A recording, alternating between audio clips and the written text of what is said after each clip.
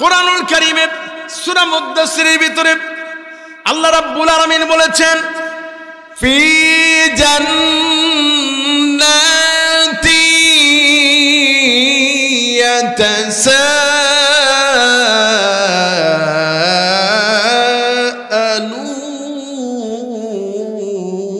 ইয়াতাসাআলুন আনিল মুজরিমিন।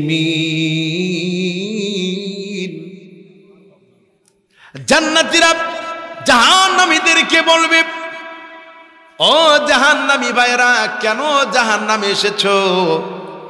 জান্নাত আর জাহান্নামের পার্থক্য হবে অনেক দূরে, উঁচু নিচু, কিন্তু তারপরেও যা জ্বালান জ্বালাইছো, এই সাতকানিয়া লোহাগড়া মানুষগুলিকে তাফসির মাহফিল করতে দাও নাই। তোমার মাথায় টুপি ছিল, তুমিও মুসলমান দাবি করেছ, কিন্তু বাংলাদেশের নাম করা এই মুফাসসির গুলি এই লোহাগড়া সাতকানিয়ায় আসতে পারে না।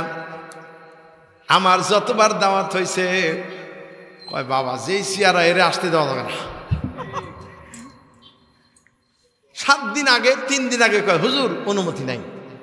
আরে বাবা আমি আবার কি হইলাম? ও আপনি নিজেও সাক্ষী, না আমাকে এর আগে দাওয়াত দিয়েছিল, কিন্তু আমার আসতে দেয় না। না না ওকে আসতে দেবো না। জীবনে আমি ওনারে চিনি না, দেখি নাই, মিডিয়াতে দেখছি, আমারও দেখে নাই। আহা, এত জ্বালান জ্বালাইছো, একজন তোমার আঘাতে জর্জরিত হয়ে জান্নাতে টিকিট করলো, আর তুমি জাহান্নামের টিকিট হাতে নিয়েছো। এখন যে জান্নাতে যাবে, এর শেষ বেলায় একটু টাটা দিয়ে তো জান্নাতে যাবে, কি ঠিক কিনা কোন? আল্লাহ তো এই ব্যবস্থা রেখে দিয়েছেন। আসসালামু আলাইকুম ওয়া রাহমাতুল্লাহি ওয়া বারাকাতুহু।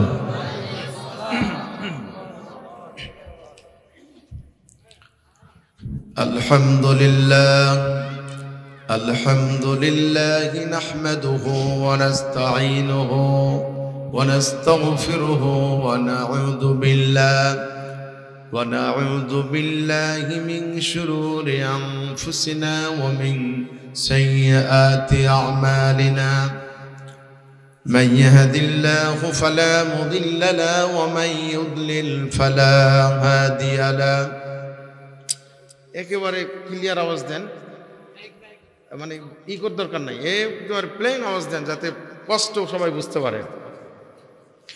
ونشهد أن لا إله إلا الله وحده لا شريك له ونشهد أن سيدنا وحبيبنا ومولانا محمدا عبده ورسوله الذي أرسله بالحق بشيرا ونذيرا وداعيا إلى الله بإذنه وسراجا منيرا. فقد قال الله تعالى في كلامه المجيد وفرقانه الحميد: أعوذ بالله من الشيطان الرجيم.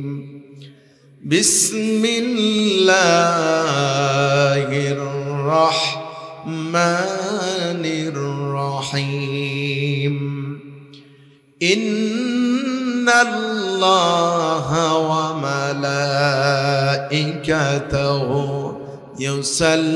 يصلون على النبي يا أيها الذين آمنوا صلوا عليه وسلموا تسليما.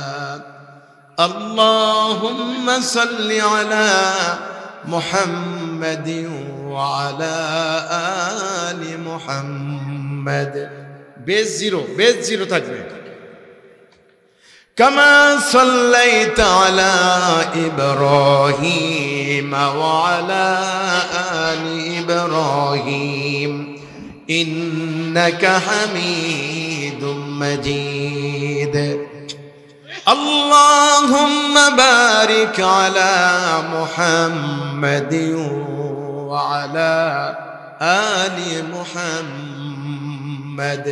প্রাণ উজাড় করে মহাব্বতের সাথে দরদ দিয়ে সকলে পড়ুন, আল্লাহুম্মা বারিক আলা মুহাম্মাদিন ওয়া আলা আলি মুহাম্মাদ কামা বারাকতা আলা ইব্রাহিম ওয়া আলা আলি ইব্রাহিম ইন্নাকা হামিদুম মাজিদ।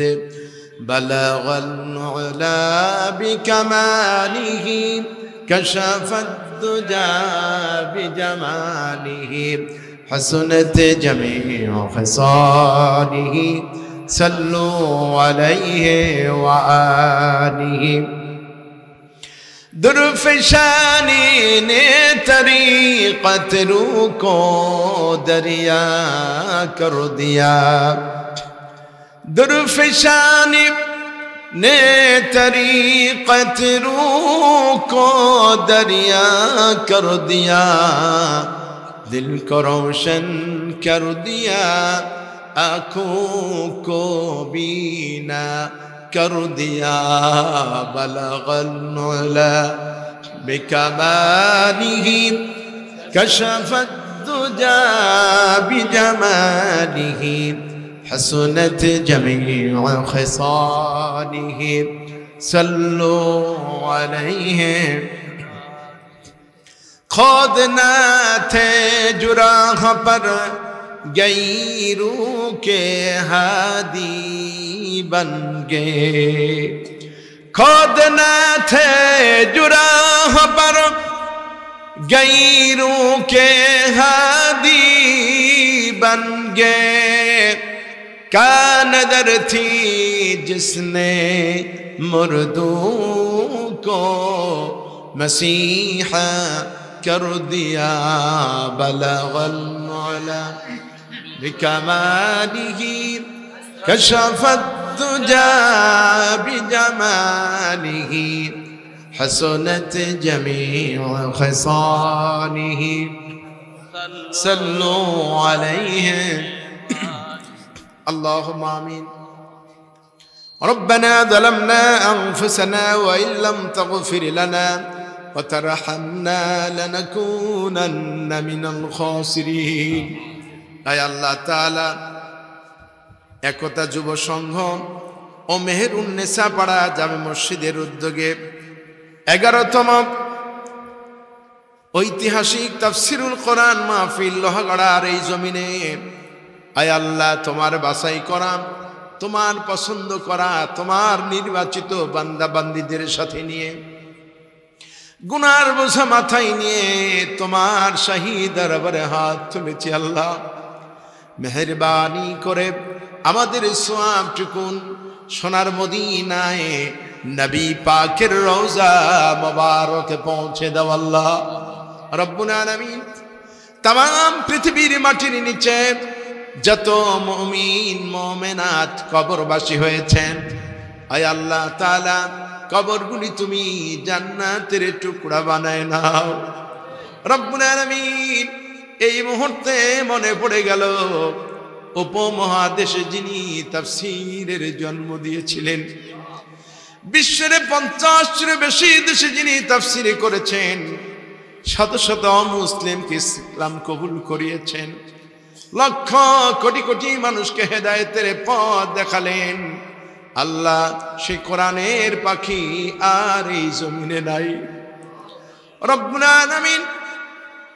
লক্ষ কোটি কোটি মানুষকে কোরআন শোনার থেকে যারা মাহরুম করে দিল, আল্লাহ তোমার দরবারে তাদের হেদায়েত কামনা করি রব্বুল আলামিন। কোরআনের এই বুলবুলিকে আল্লাহ তুমি জান্নাতের উচ্চ মাকাম দান করে দাও।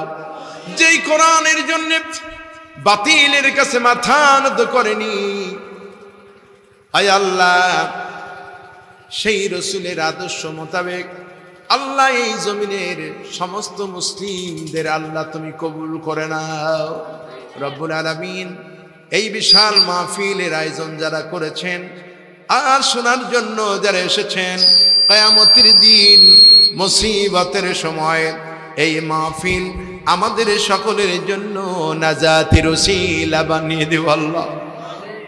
ইয়া রব करम तू अगर करे ओ बादे जुबा को जू दिल पर असर करे, रब्बना तक़ब्बल मिन्ना इन्नका अंतस समीउल अलीम वतुब अलैना इन्नका अंतत तव्वाबुर रहीम। सुब्हान रब्बिका रब्बिल इज्जति अम्मा यसिफून व सलामुन अलल मुरसलीन वल्हम्दुलिल्लाहि रब्बिल आलामीन।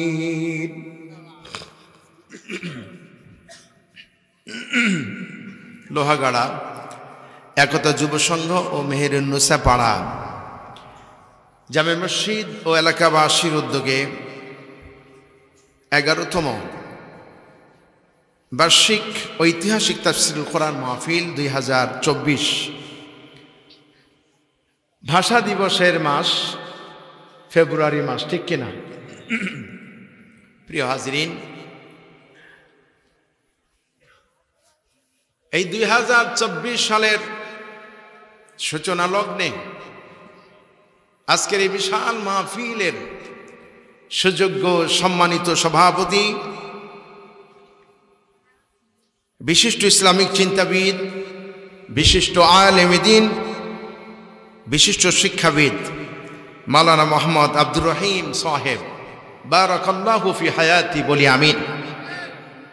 আজকের এই মাহফিলের সম্মানিত প্রধান অতিথি আলহাজ মোহাম্মদ নাজিম উদ্দিন, চেয়ারম্যান ৯ নং আধুনগর ইউনিয়ন পরিষদ লোহাগাড়া। সম্মানিত অতিথি আলহাজ মোহাম্মদ মাহমুদুল হক বাবুল, বিশিষ্ট সমাজসেবক, সৌদি প্রবাসী, আল্লাহ হায়াত দারাজ করুন, বলেন আমিন। সম্মানিত আরও অতিথিবৃন্দ যারা আছেন সকলকে সম্বোধন করছি। জনাব মোহাম্মদ আবুল কালাম মেম্বার, আলহাজ মোহাম্মদ খোরশেদ আলম, আলহাজ মোহাম্মদ নজরুল ইসলাম, আজকের মাহফিলের আমন্ত্রিত ওলামায়ে কেরাম।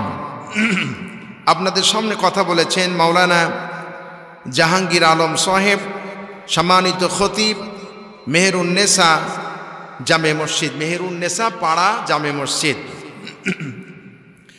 আমি আসার আগ পর্যন্ত আলোচনা চলেছে, কথা বলেছেন মুহাদ্দিস মোহাম্মদ জামাল উদ্দিন, সহকারী অধ্যাপক, আমিরাবাদ সুফি আলিয়া মাদ্রাসা, লোহাগাড়া, চট্টগ্রাম।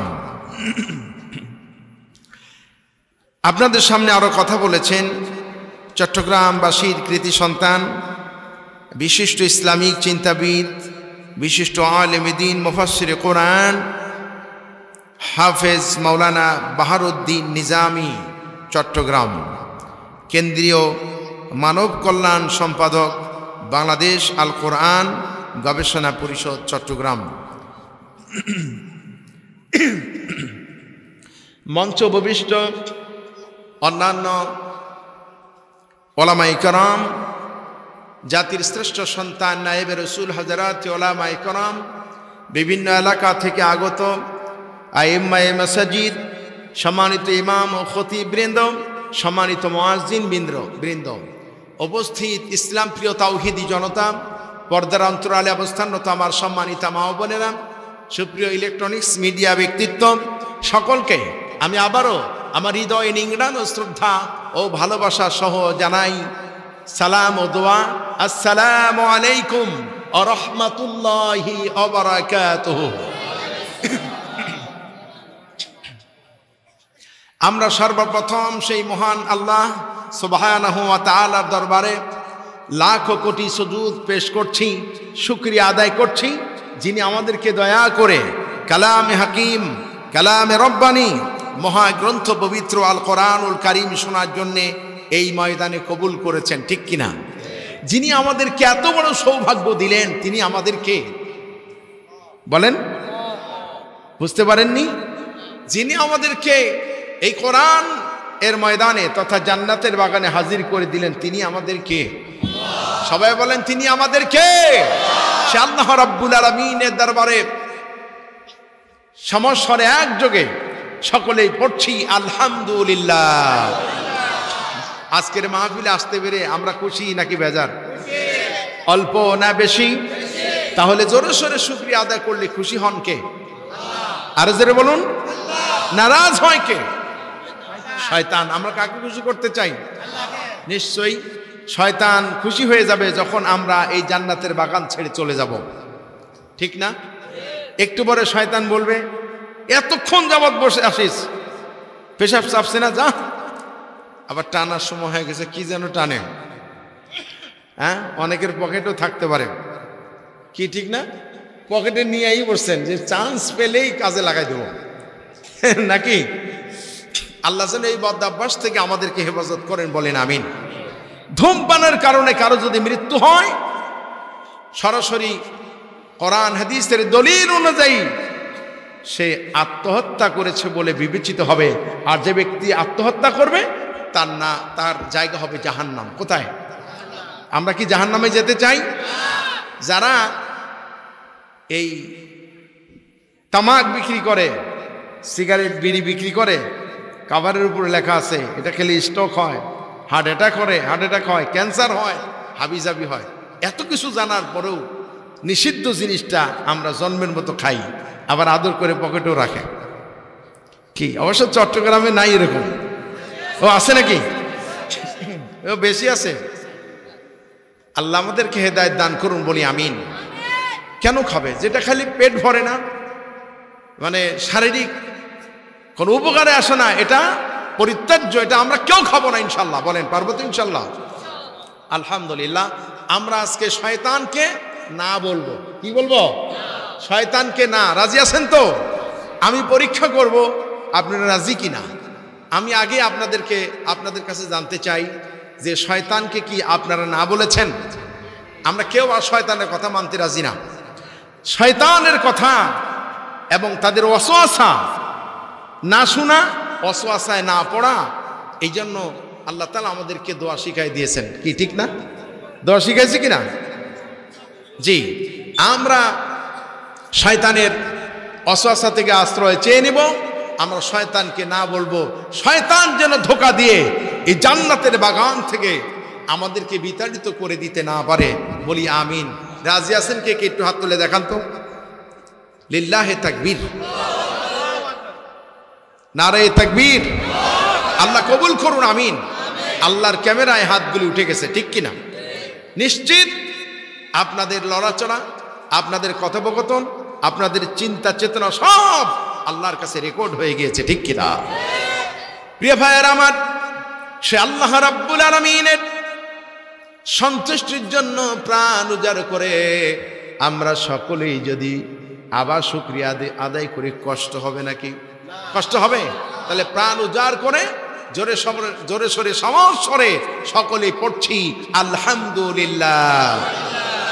রব্বানা লাকাল হামদ হামদান কাসীরান তাইয়িবান মুবারাকান ফিহি ইয়া রাব্বি লাকাল হামদু কামা ইয়ানবাগি লিজালালি ওয়াজহিকা ওয়া আযীমি সুলতানিক। আমরা আল্লাহ তাআলার দরবারে শুকরিয়া আদায় করে নিলাম, কারণ আল্লাহ রাব্বুল আলামিন যদি আমাদেরকে এখানে আসার তৌফিক না দিতেন আমরা কেউ আসতে পারতাম না, ঠিক কিনা? আল্লাহ ইচ্ছে করলে আমাদেরকে হাসপাতালে পাঠাই দিতে পারতেন, পেটে ব্যথা, হার্ট অ্যাটাক, হাবিজাবি দিয়ে। তো আল্লাহর কাছে দোয়া করি, আল্লাহ এই ময়দানে যারা এসেছেন, বর্তমান জামানায় সবচাইতে বেশি উল্লেখযোগ্য একটা ব্যাধি, আতঙ্কিত একটা ব্যাধি, পড়াও সারা মরাও সারা, সেই ব্যাধির নাম কি? স্ট্রোক বা হার্ট অ্যাটাক নাকি? আল্লাহর কাছে ফরিয়াদ করি, আপনারা সকলেই বলেন আমি মুসাফির হিসাবে আছি, আল্লাহ যদি দয়া করে দোয়া কবুল করেন, আমরা সকলে আল্লাহর কাছে বলি, আল্লাহ তুমি আমাদের কাউকে হার্ট অ্যাটাকের মতো এই রোগে মৃত্যু দিও না, এবং কাউকে আল্লাহ তুমি বিছানাগত রেখে অন্যের মুখাপেক্ষী করে দিও না। আল্লাহ যদি চলে যাবার সময় হয় সুস্থভাবে কালেমা পড়ার সাথে সাথে কালেমা পড়তে পড়তে যেন আমাদের মৃত্যু হয়, আমরা বলি আল্লাহুম্মা আমিন। প্রিয় ভাই সব, আমরা শুনব কোরআন। এই কোরআন আমরা শুনতে এসেছি। কোরআন আমাদেরকে সোজা এবং সরল পথ দেখাই দিতে পারে। অসংখ্য বাঁকা পথ, অসংখ্য অন্ধকার পথ থেকে আল্লাহ তাআলা আমাদেরকে সোজা পথ যেন দান করেন, আমরা বলি আল্লাহুম্মা আমিন। আল্লাহ রাব্বুল আলামিন কোরআনুল কারীমকে এই মানব মণ্ডলীর জন্য অতীব রহমত, বাইয়িনা এবং ফুরকান হিসাবে নাজিল করেছেন। বলেন সুবহানাল্লাহ। আল্লাহ রাব্বুল আলামিন বলেন, তাবারাকাল্লাযী নাযালাল ফুরকানা আলা আবদিহি লিয়াকুনা লিল আলামিনা নাযীরা। অতীব মহান ও শ্রেষ্ঠ তিনি, যিনি তার বান্দার উপরে এই ফুরকান অবতীর্ণ করেছেন, যাতে করে তিনি তাম পৃথিবীর সমস্ত মানব মণ্ডলীকে সাবধান করে দিতে পারেন, সতর্ক করে দিতে পারেন। বলি সুবহানাল্লাহ। সেই রাসূলুল্লাহর উপরে ফুরকান নাজিল হলো। ফুরকান শব্দের অর্থ কি?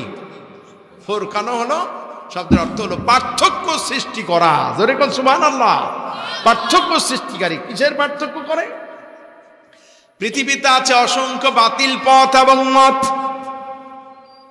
সেই বাতিল মত এবং পথ থেকে যেন উম্মতে মুহাম্মাদী সরল এবং সোজা পথ লাভ করতে পারেন, এই কোরআন ওই বাতিল থেকে হক পথকে, সত্য পথটাকে পরিচিত করায় দেয়।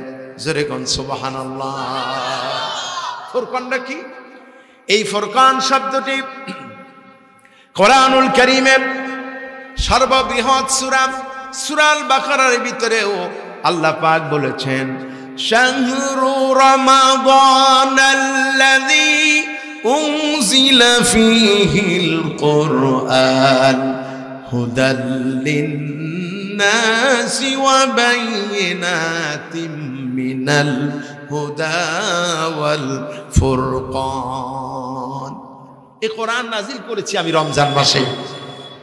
হুদাল লিন্নাস, এই জন্য যে মানব মণ্ডলীর জন্য হবে, এটা একমাত্র কেবলমাত্র হেদায়েত, পথ প্রদর্শক। জোরে কোন সুবহানাল্লাহ। এবং সুস্পষ্ট প্রমাণ, বায়িনাতিম মিনাল হুদা ওয়াল ফুরকান, সুস্পষ্ট প্রমাণ, হেদায়েত এবং সত্য মিথ্যার মধ্যে পার্থক্য করে দিতে পারে। সেই কিতাবের নাম কি? সেই কিতাবের নাম কি? কিভাবে পার্থক্য তৈরি করে দিতে পারে? যেমন আমার দেশে চোর যদি চুরি করে, তার বিচার আছে না নাই? যদি কোনো রকমে কোনো চোর ধরা পড়ে যায়, থানা পর্যন্ত যাওয়ার পর টেলিফোন শুরু হয়ে যায়। ওসি সাহেবকে অথবা অফিসারকে ফোন করে, হ্যালো মিস্টার, তুমি কারে ধরেছো? বলে, স্যার বল্টু মিয়ারে ধরছি। কেন ধরেছো? কয়, স্যার অস্ত্র শুদ্ধা ধরছি তো। কয়, চাকরি যদি বাঁচাতে চাও, চাকরি বাঁচাতে চাইলে অস্ত্র শুদ্ধা সাইডে দাও। এটা হলো পার্থক্য। এটা কি? কিসের পার্থক্য? কোরআন বলছে, চোর যদি চুরি করে ধরা পড়ে যায়, বিচার কি? السارق والسارقة فاقطعوا أيديهما। চোর পুরুষ হোক আর নারী হোক, উভয়ের হাত কেটে দাও। সুবহানাল্লাহ, আল্লাহু আকবার। আপনাকে সুবহানাল্লাহ বলতে ভয় পেলেন নাকি? ও বাবা, চুরি করলে হাত কেটে দিবে, কঠিন একটা মারাত্মক একটা কি বলে আইন, এটা অসাম্প্রদায়িক আইন। যেরকম নাউজুবিল্লাহ, আমরা কি এটা বলতে পারি? হাত যদি কাটা হতো, তাহলে আমার দেশে রসুন এখন 400 টাকা কেজি কিনে খাওয়া লাগতো না। হাত যদি কাটা হতো, তাহলে আলু সিজনে এসে 70 টাকা কেজি কিনতে হতো না। পেঁয়াজ এখন উঠছে, তাও 80 টাকা কেজি। ও 120 নাকি হিদা হন মাশাআল্লাহ মারহাবা। আহারে অসাধু ব্যবসায়ীরা খাদ্যদ্রব্যকে মজুদ রেখে আটকিয়ে রেখে দাম বৃদ্ধি হচ্ছে, বিক্রি করছে, ঠিক কিনা? আল্লাহ অসাধু ব্যবসায়ীদেরকে হেদায়েত দান করুন, আমিন। প্রিয় ভাইয়েরা আমার, চোরের বিচার যদি সঠিকভাবে হতো, নবীজি কিভাবে বিচার করেছেন? আল্লাহ নবী বলেছেন, কোন চোর যদি চুরি করে ধরা পড়ে আর যদি প্রমাণিত হয়ে যায়, তাহলে প্রথমে তার এক হাত কেটে দিতে হবে। আবার যদি ওই ব্যক্তি, একই ব্যক্তি যদি আবার চুরি করে, তাহলে তার একটা পা কেটে দিতে হবে। প্রথমে এক হাত, তারপরে এক পা। তারপরে যদি আবার চুরি করে, তাহলে তার আরেক হাত কেটে দাও। তারপরে যদি চুরি করে, তার আরেক পাও কেটে দাও। সুবহানাল্লাহ, আল্লাহু আকবার। এই বিচার নাই বলে আজকে আমাদের উপরে যত বিপদ, যত মুসিবত। কথা বলেন ঠিক কিনা? আজকে মানুষ খাদ্য সংকটে ভুগতেছে। ঢাকা শহরে মানুষ নিরুপায় হয়ে লাইন ধরে ধরে দামি দামি হোটেলে ভালো ভালো মাছের উপরে গোস্তগুলি কেটে নিয়ে যায় হোটেলে, ধনীদেরকে খাওয়াবে, দামি রান্না করে, আর কাঁটাগুলি পড়ে থাকে। মধ্যবিত্ত যেই সমস্ত মানুষ, ওই মানুষগুলি লজ্জা শরম ত্যাগ করে কি করবে? আগে প্রাণ বাঁচাবে তো, সেই কাঁটা কিনে, লাইন ধরে কাঁটা কিনে নিয়ে যাচ্ছে। আপনারা নিশ্চয়ই এটা মিডিয়াতে দেখেছেন, ঠিক কিনা? কেন? উন্নত দেশ, তাহলে মানুষ কাঁটা কিনে নিয়ে যাচ্ছে কেন? কাঁটা তো, হাট তো জিনেরদের খাবার, ঠিক কিনা? মানুষ ওইটা খেয়ে বাঁচার চেষ্টা করতেছে। তার মানে হলো আল্লাহ রাব্বুল আলামিন বলেছেন, ওমা আসাবাকুম মিন মুসিবাতিন ফাবিমা কাসাবাত আইদিকুম। তোমাদের উপরে যত বিপদ আরোপিত হয়, তা তোমাদের দুই হাতে কামাই করা, যা তোমরা কামাই করো তাই তোমাদের কাছে ফিরে আসে। আল্লাহু আকবার বলেন, আল্লাহু আকবার। বলবেন কিভাবে? 92% মুসলমানের দেশে, যে দেশের সকাল হয় কোরআন তেলাওয়াতের মাধ্যমে, কথা বলেন ঠিক কিনা? সে দেশে এই 92%-এরও বেশি মুসলমান যে দেশে বাস করে, সে দেশে কোরআনের আইন কেন চালু হলো না? কোরআনের আইন চালু হয়নি বলেই তো নাস্তিকরা আমাদের উপরে যত পাথর চাপা দেওয়া দরকার তাই দিয়ে যাচ্ছে, ঠিক কিনা? এর মানে হলো, যখন সিজন আসে, সময় আসে, সেই সময় আপনারা বুঝে নিন, ওই সময় 500 টাকা, 800 টাকা, 1000 টাকা, 5000 টাকার বিনিময়ে আমরা সব বিক্রি হয়ে যাই। আমরা যদি বিক্রি না হতাম, তাহলে অবশ্যই আমরা আজান দিলে সেজদায় চলে যাই, ঠিক কিনা? আমরা যে আজান শুনে সেজদায় যাই, আমরা কেন কোরআনের আহ্বানে সাড়া দিয়ে রাসূলুল্লাহর যেই সমাজ প্রতিষ্ঠিত হয়েছিল, সেই সমাজ কায়েমের জন্য আমাদের কেন সেই প্রচেষ্টায় আমরা শামিল হই না? কেন আমার ভাইকে মরতে হয় কোরআনের জন্য? কথা বলেন ঠিক কিনা? ইসলামের জন্য কেন জীবন দিতে হলো? আমাদেরই কারণে। তবে আল্লাহ যাদেরকে শাহাদাতের মৃত্যু নসিবে রেখেছেন, তাদেরকে আল্লাহ নাজিরুন ওয়া বাশীর, যিনি সতর্ককারী এবং তিনি হচ্ছেন কি? সুসংবাদ প্রদানকারী, সুসংবাদ দাতা। কার পক্ষ থেকে? আল্লাহর পক্ষ থেকে। আমি সরল অনুবাদ বলতেছি, বিস্তারিত আলোচনা পরে হবে ইনশাআল্লাহ। এরপর আল্লাহ তাআলা বলছেন, ওয়ানিস্তাগফিরু রাব্বাকুম সুম্মা তুবু ইলাইহি ইউমাত্তিউকুম মাতাআন হাসানা। আল্লাহ তাআলা বলছেন যে আরো বলা হয়েছে, তোমরা তোমাদের রবের কাছে ক্ষমা চাও এবং তার দিকে ফিরে এসো, তাহলে তিনি একটি দীর্ঘ সময় পর্যন্ত তোমাদেরকে উত্তম জীবন সামগ্রী দান করবেন। সুবহানাল্লাহ। এবং অনুগ্রহ লাভের যোগ্য প্রত্যেক ব্যক্তিকে তার অনুগ্রহ দান করা হবে। যিনি যেই কাজের প্রাপ্য তাকে সেই জিনিসটি আল্লাহ তাআলা দিয়ে দিবেন, কোনো কৃপণতা করবেন না। তবে যদি তোমরা বিমুখ হও, মুখ ফিরিয়ে নাও, তাহলে আমি তোমাদের ব্যাপারে একটি অতীব ভয়াবহ দিনের আযাবের ভয় করছি। কে বললেন এটা? রাসূল বলেছেন, তোমাদের সকলকে বা তোমাদের সবাইকে আমি আল্লাহর দিকে ফিরে আসতে হবে এবং তিনি সব কিছুর ওপরে ক্ষমতাবান। এই ছিল আমার তেলাওয়াতকৃত আয়াতে কারিমার সরল তর্জমা। এবারে আমরা ব্যাখ্যার দিকে যাব ইনশাআল্লাহ। বলি ইনশাআল্লাহ। প্রিয় হাজিরিন, খুবই অল্প সময়ের মধ্যে আমি সবরে ছিলাম, আমি একটু প্রস্তুতি নিয়েছি এই সূরার উপরে। আমি চেষ্টা করব এই সূরার মূল বক্তব্য, বিষয়বস্তু একটু ধারণা আপনাদেরকে দেওয়া। কোরআন নাজিল করা হয়েছে 30 পারা। কয় পারা? শুধু যদি নামাজের জন্য যদি সূরা মুখস্থ করা শিক্ষার দরকার হতো, 30 পারার দরকার ছিল না, আধা পারা হলেই আমাদের নামাজের জন্য যথেষ্ট হয়ে যেত, ঠিক কিনা?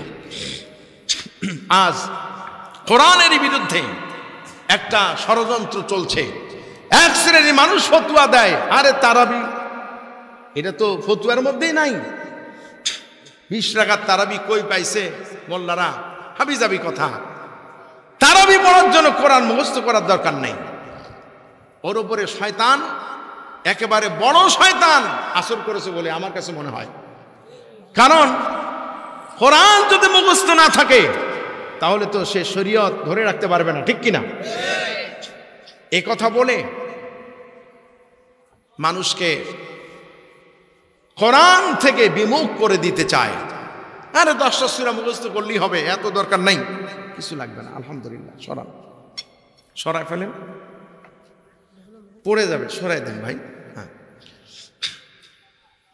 কোরআন মুখস্থ করার দরকার নাই, কয়েকটা সূরা পড়লেই হবে, এটা একটা কথা হলো? আপনার অন্তর, মন সবটাই আল্লাহর কাছে বিলে দিতে মন চাইবে যদি আপনি কোরআনটা সবটুকু জানেন। আপনি আপনার জীবন যৌবন, আপনার জীবনে সব কিছু হবে কোরআনের জন্য, আল্লাহর জন্য, ঠিক কিনা? তার প্রমাণ হলো মক্কা আল মুকাররমা হারামাইনা শরীফাইনে যখন কাবার শায়েখদের ইমামতিতে নামাজে দাঁড়িয়ে যাবেন, তখন আপনার যদি ঈমান যাররা শরীরে থাকে, আপনার চোখের পানি না পড়ে থাকতে পারে না। কি সুন্দর তেলাওয়াত! তেলাওয়াত শুনলে যে ঈমান বৃদ্ধি পায়, এটা আল্লাহ বলেছেন, সেখানে কিছু প্রমাণ পাওয়া যায়, ঠিক কিনা? কাবার শায়েখ যখন তেলাওয়াত করে, কি মজা! আলহামদুলিল্লাহি রাব্বিল আলামিন আর রহমানির রহিম মালিকি ইয়াউমিদ্দিন ইয়্যাকা না'বুদু ওয়া ইয়্যাকা নাস্তাঈন ইহদিনাস সিরাতাল মুস্তাকিম সিরাতাল লাযীনা আন'আমতা আলাইহিম গায়রিল মাগদুবি আলাইহিম ওয়ালাদ-দাল্লিন।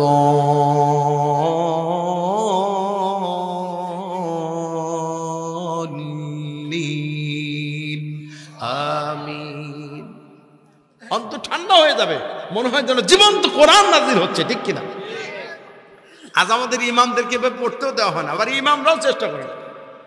আরে বাবা, ব্যবসার সময় এত বড় কেরাত ধরে নাকি? আরে এত টেনে পড়া লাগে? সব জায়গায় বিপদ, কি ঠিক কিনা বলেন? আল্লাহ আমাদের হেদায়েত দান করুন, বলেন আমিন। তো এখন কোরআনুল কারীমে 30 পারার সম্ভবত 12 নম্বর পারা, ঠিক না? এই সূরা হুদ কত পারা আছে? 11-12, যাই হোক, 11 নম্বর সূরা হুদ। এর আয়াত সংখ্যা 23, রুকু সম্ভবত 10টি। আমি প্রথম রুকু থেকে আজকে আপনাদের সামনে আলোচনা করব ইনশাআল্লাহ। ইনশাআল্লাহ আমার সাবজেক্টটা কি আছে এই রুকুর মধ্যে আমি বলে দিই। প্রথমতই আল্লাহ তাআলার পক্ষ থেকে মানব গোষ্ঠীর হেদায়েতের জন্যে যেই কিতাব নাজিল করা হয়েছে, সেই কিতাব সম্পর্কে আল্লাহর ফরমান কি, আল্লাহর হুকুমাত কি। কোন সালতানাতের পক্ষ থেকে প্রজাদের উপরে যেমন প্রজ্ঞাপন জারি হয়, সরকারের পক্ষ থেকে প্রজ্ঞাপন আসে কিনা, যারা বলেন আসে কিনা, ঠিক আল্লাহর পক্ষ থেকে এই মানব গোষ্ঠীর জন্য একটি প্রজ্ঞাপন, যার নাম হচ্ছে কিতাব, যার নাম হচ্ছে কোরআন, যার নাম হচ্ছে ফুরকান, যার নাম হচ্ছে হুদা, যার নাম হচ্ছে বাইয়িনা। তাও সুবহানাল্লাহ বলবেন না? আলহামদুলিল্লাহ। এক নম্বর বিষয় হচ্ছে এই কোরআন সম্পর্কে আল্লাহ তাআলা আমাদেরকে কি বলতে চাচ্ছেন, কোরআনটা আমাদের জন্য কি। এক। 2 নম্বর হচ্ছে ইবাদত হবে কেবলমাত্র আল্লাহ রাব্বুল আলামিনের। কার? জোরে বলেন, সবাই বলেন। কষ্ট হচ্ছে আপনাদের? মেহেরবানি করে আমাকে একটু সহযোগিতা করেন। আপনারা আমার সাথে কথা বলবেন, আমাকে বলতে ভালো লাগবে ইনশাআল্লাহ। আমি জানি চট্টগ্রাম এটা হলো সেই জমিন, এটা হলো সেই মাটি, যে দেশের মাটিতে আমার লাল সবুজের পতাকা বাংলাদেশের স্বাধীনতার ঘোষণা হয়েছে, ঠিক কিনা? এটা তো সেই জমিন। আপনাদের রক্তে যে জোর আছে এটা আমি বুঝতে পারি, আরো প্রমাণ আছে। আমাদের কোরআনের পাখি। আমি জীবনেও কোরআনের এই ছোট্ট খাদেম হতাম কিনা আমি জানি না। আমি যখন প্রাইমারিতে পড়ি, আমি যখন যার চেহারা দেখিনি, যার রং দেখিনি, শুধুমাত্র কখনো কখনো বিয়ের বাড়িতে অথবা কোনো জায়গায় মাইকে তার ওয়াজ শুনেছি, যে এত সুন্দর কথা বলে কেমনে, খুব অবাক হয়েছি। এবং যেই সময় মানুষের বাড়িতে তেমন একটা টেলিভিশন ছিল না, মোবাইল তো ছিলই না। মোবাইল এসেছে 2000 সালের পরে, ঠিক না? 2000 সালের দিকে মোবাইল এসেছে। এর আগে আমার বাড়িতে কোনো রেডিও, টিভি, ক্যাসেট কিছুই ছিল না। মনে পড়ে রাত 2টা বা তারও কিছু বেশি হবে, অনেক সময় বিয়ের বাড়িতে মাইক বাজানো হতো। সেই মাইকে কেউ ভালো কিছু বাজাতো, আবার কেউ বা খারাপ কিছু বাজাতো। তবে আমার এক সৌভাগ্য হয়েছিল, আমি শুনতেছিলাম কোরআনের পাখির কণ্ঠে প্রায় 2-2.5 ঘন্টার তাফসীর। আমি হঠাৎ করে আমার ঘুম ভেঙে গেল, আমি শুনতেছিলাম কোরআন।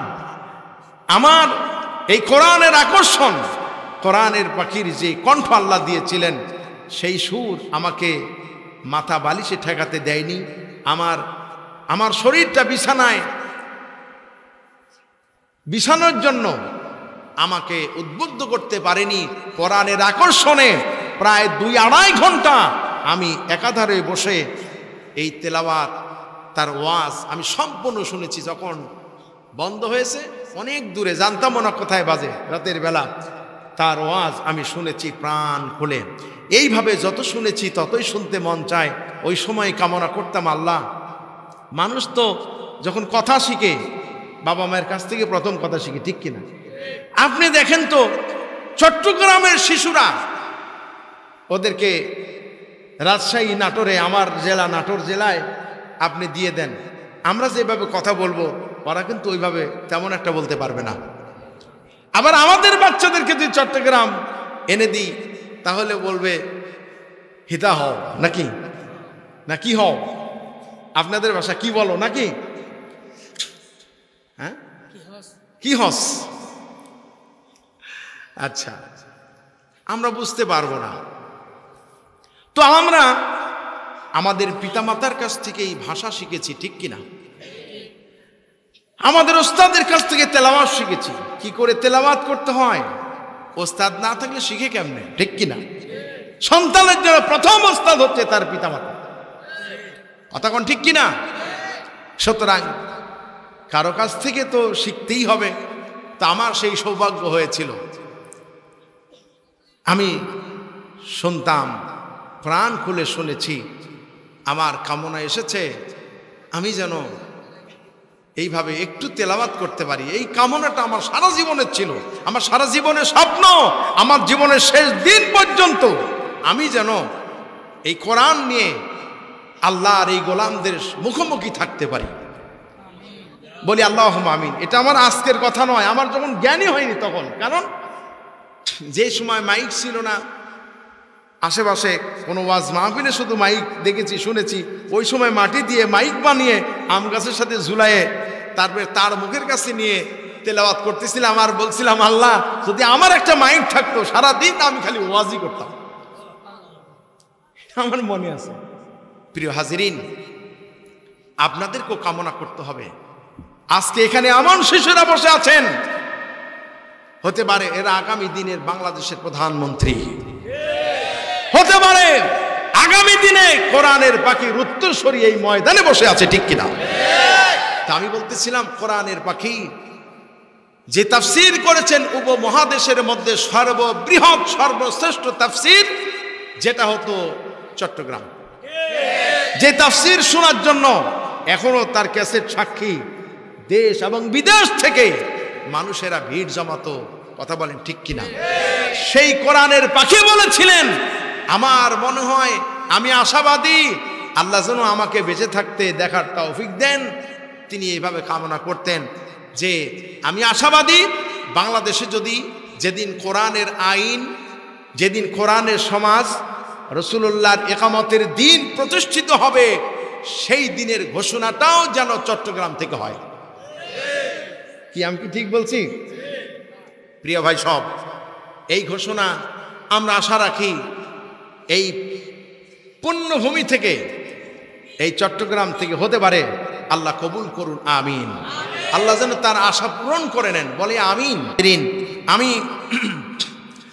সেই চট্টগ্রাম বীর চট্টলা, যাদের মাহফিলে লক্ষ লক্ষ লোক হতো, আপনাদের এই উল্লেখযোগ্য চেহারাগুলি এখনো পর্যন্ত ইউটিউবে ওয়াজে মাহফিলে, সেই পাখির মাহফিলে বসে থাকা, প্রচন্ড কনকনে শীতের মধ্যে আপনাদেরকে ঘরে রাখতে পারেনি, আপনাদেরকে দমিয়ে রাখতে পারেনি।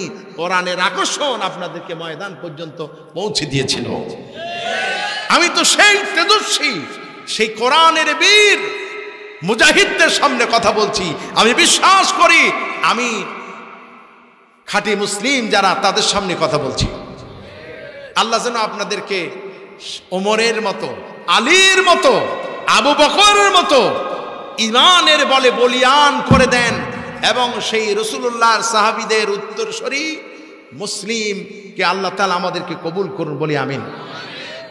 প্রিয় ভাই সব, আল্লাহ রাব্বুল আলামিন শুরু করলেন এভাবে, কিতাবুন উহকিমাত আয়াতুহু সুম্মা ফুসসিলাত মিন লাদুন হাকীমিন খবীর। সুবহানাল্লাহ। এখানে একটি ফরমান, মূল আয়াত হচ্ছে কিতাব। কিতাব শব্দ ব্যবহার করা হয়েছে এখানে বর্ণনা ভঙ্গির সাথে মিল রেখে, সামঞ্জস্য রেখে তার অনুবাদ করা হয়েছে ফরমান। আরবি ভাষায় এ শব্দটি কেবলমাত্র কিতাব ও লিপি অর্থে ব্যবহার করা হয় না, বরং হুকুম ও বাদশাহীর ফরমান অর্থও ব্যবহার করা হয়। কোরআনের বিভিন্ন জায়গায় এই শব্দটি এ অর্থেই ব্যবহার করা হয়েছে। যেমন আমরা মানুষ, আমরা কি বলেন তো, মানুষ, আমাদের জন্য ফরমান জারি করেন আকাশ এবং জমিনের মালিক আল্লাহ রাব্বুল আলামিন, ঠিক কিনা? কিন্তু যেহেতু আল্লাহকে দেখি না, তাই আমরা মানলে মানি, না মানলে না মানি। আর আল্লাহ এখতিয়ার দিয়েছেন, বান্দা তুমি ইচ্ছে করলে আমল করতে পারো, নাও পারো, ঠিক কিনা? কিন্তু আমার কাছে সুম্মা ইলাইনা তুরজাউন, অবশ্যই অবশ্যই একদিন আসবে, জবাবদিহি করতেই হবে, ঠিক কিনা? আমরা দেশে থাকি, দেশের আইন আমাদেরকে মানতে হবে। আইন না মানলে পারে আমাদের জরিমানা হবে, জুলুম, জেল হবে, জরিমানা হবে, দণ্ডনীয় অপরাধ হয়ে যাবে। আমরা কিন্তু হুবহুব মেনে চলছি, ঠিক কিনা? যেমন আপনি ব্যাংকে যাবেন, সরকারের আইন আপনাকে মানতেই হবে। প্রজ্ঞাপন জারি করা হলো, শতকরা 15% ভ্যাট আপনাকে দিতে হবে। আপনি মানেন আর নাই মানেন, আপনি ব্যাংকে যখন টাকা রাখলেন তখন আপনি সরকারের আইন মেনেছেন বলে গৃহীত হবে। আর আপনি যখন এই ব্যাংকের মধ্যে আপনার টাকা ঢুকাই দিবেন, আপনার 15% কেটে নিয়ে সরকার কাজ শুরু করে দিছে অলরেডি, কি ঠিক না? আরো সহজ করে বলি, এই বাংলাদেশে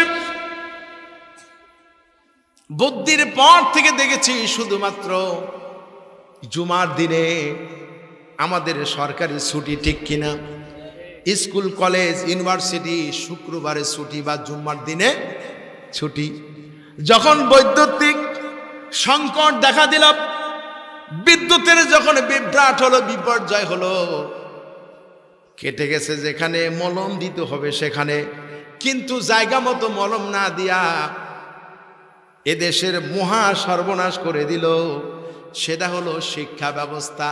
যে না, স্কুল কলেজ যদি খোলা থাকে তাহলে তো বিদ্যুৎ আরো বেশি লাগবে, সুতরাং শুক্রবার শুধু নয়, শনিবারও স্কুল কলেজ বন্ধ থাকবে, ঠিক কিনা? এটা কি বুদ্ধিমানের কাজ নাকি বোকার কাজ? বোকার কাজ, ঠিক কিনা? বাজার নিয়ন্ত্রণ করতে পারে না, ঘোষণা দিল ভাতের বদলে আলু খাও। দুর্ভাগ্য আমরা আলুর দাম বেড়ে গেছে, ঠিক না? আরো বিপদে ফেলে দিছে। ওই যে ডক্টর কি জানি, আরে না, ঢাকা বিশ্ববিদ্যালয়ের সাদা মোসালা ডক্টর জাফরুল্লাহ, আমার ওর নাম নিতে আমার লজ্জা হয়। আজকে আমাদের এই শিশুদেরকে, কোমলমতি সন্তানদেরকে আমরা লেখাপড়া শেখাবো, এমনিতে সপ্তাহে একদিন ছুটি, ও আবার আলু ভর্তা করে কেমনে, ডিম ভাজি করে কেমনে। 6 থেকে 8 বাচ্চাদেরকে এই ঘোড়ার ডিম শেখায়, কথা বল না কেন, ঠিক কিনা? আমরা তাদের এই সিলেবাসে তত নিক্ষেপ করি, কারণ আজকে অভিভাবকরা উদ্বিগ্ন। আরে বেটা, কেমন বুদ্ধি নিয়ে তুমি চলো, কয় আলু ভর্তা যদি করতে হয় অবশ্যই অবশ্যই আলু কিন্তু নেওয়াই লাগবে। থেকে ঘোড়ার ডিম নিবে? আলু ভর্তা করতে গেলে আলুই তো সিদ্ধ করতে হবে, তারপর না ভর্তা হবে, ঠিক কিনা? এর বলতেছে আলু কিন্তু অবশ্যই দরকার। দেখেন, ক্লাস 7-8 বাচ্চাকে আলু ভর্তা শেখানোর দরকার আছে? আপনি তো আমার শিশু বাচ্চা, আমার শিশু বাচ্চার কথা দিয়ে আমি বুঝাই আপনাদেরকে, আপনারাও এটা প্রমাণিত। আমরা দুপুরে যখন খাওয়া দাওয়ার পরে রেস্ট নিই, ঘুমাই, ওই সময় একটু ফাঁক পেলেই আমাদের 6 বছরের বাচ্চা, যার 6 বছর এখন হয়নি, এখনো স্কুল মাদ্রাসায় যাওয়ারই সময় হয়নি, এই ঘুমানোর সুযোগে ফ্রিজ থেকে ডিম বের করে, তারপরে গ্যাসের চুলা জ্বালিয়ে ডিম ভাজি করে এনে মুখের কাছে দিয়ে বলতেছে, আব্বু মজা হয়েছে, তুমি খাবা? তাহলে দেখেন, ও এখনো স্কুলে ভর্তি হয়নি, ডিম ভাজি শিখে গেছে। কিভাবে শিখলো? এগুলি তো মা বাবার কাছ থেকে এমনি শেখা যায়, কি বলেন, ঠিক কিনা? টাকা খরচ করে এই ঘোড়ার ডিম শেখানোর জন্য আমরা কেন স্কুলে পাঠাবো? আসলে আমাদের সন্তানদেরকে তারা মূর্খ বানাতে চায়। আগামী দিনে এই সমাজটাকে তারা অন্ধকারে বিচ্ছিন্ন করে দিতে যায়, ঠিক কিনা? কিন্তু ইনশাল্লাহ আমরা এটা হতে দেব না, ঠিক কিনা? ইনশাল্লাহ।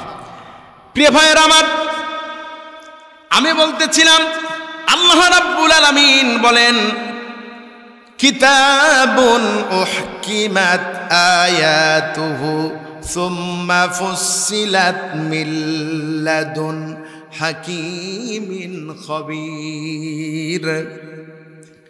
এই আয়াতগুলো সুপ্রতিষ্ঠিত, অতঃপর সবিস্তারে বর্ণিত এক মহাজ্ঞানী পরম প্রজ্ঞাময় সর্বজ্ঞ মহান সত্তার পক্ষ থেকে নাজিল করা। সুবহানাল্লাহ। মানুষের প্রজ্ঞাপন আমরা বিশ্বাস করেছি, কিন্তু আল্লাহর প্রজ্ঞাপন, আল্লাহর হুকুম কি এক এক করে আল্লাহ বলতেছেন। এই রুকুর মধ্যে যে 4-5টি বিষয় বলা হয়েছে, আমি বিষয়টা আগেই বলে দিয়েছি, কি মনে আছে নাকি আমাদের? 1 নম্বর হলো কোরআন, এর কাজ কি, এর মর্যাদা কি। 2 নম্বর হলো ইবাদত হবে কেবলমাত্র আল্লাহর। কার ইবাদত হবে?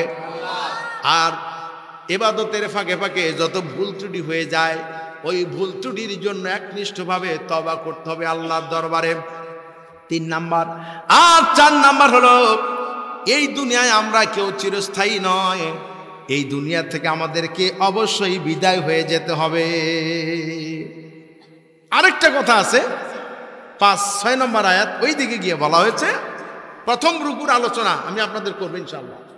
সেখানে বলা হয়েছে যে তোমরা গোপনে এবং প্রকাশ্যে, কাপড়ের আড়ালে, পর্দার আড়ালে যা কিছু করো সব আল্লাহ পাক জানেন।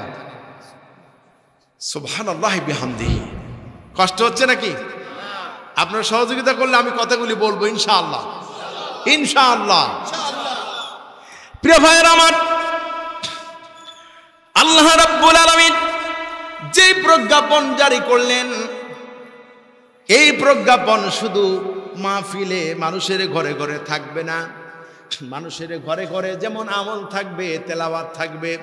আল্লাহর এই প্রজ্ঞাপন, আল্লাহর আইন, চোর যদি চুরি করে তাহলে এই বিধানটা কায়েম হবে কোন জায়গায়? সবাই বলেন, সবাই বলেন, সংসদে।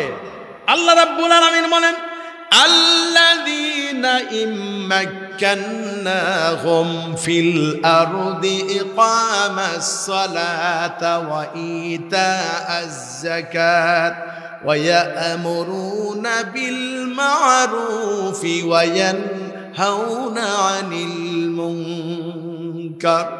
আল্লাহু আকবার। আল্লাহ রাব্বুল আলামিন বলেন, আমার বান্দাদের মধ্য থেকে যদি কেউ রাষ্ট্র ক্ষমতা লাভ করেন, তাহলে আমি আল্লাহর পক্ষ থেকে তার জন্য 4খানা দায়িত্ব। জোরে বলেন কয়খান? সবাই বলেন কয়খান? 4 খান। 1 নাম্বার হলো তারা ক্ষমতায় গিয়ে নামাজ প্রতিষ্ঠিত করবে। সুবহানাল্লাহ। নামাজ কি কায়েম আছে? ইচ্ছা হয় পড়ে, নয়তো না পড়ে।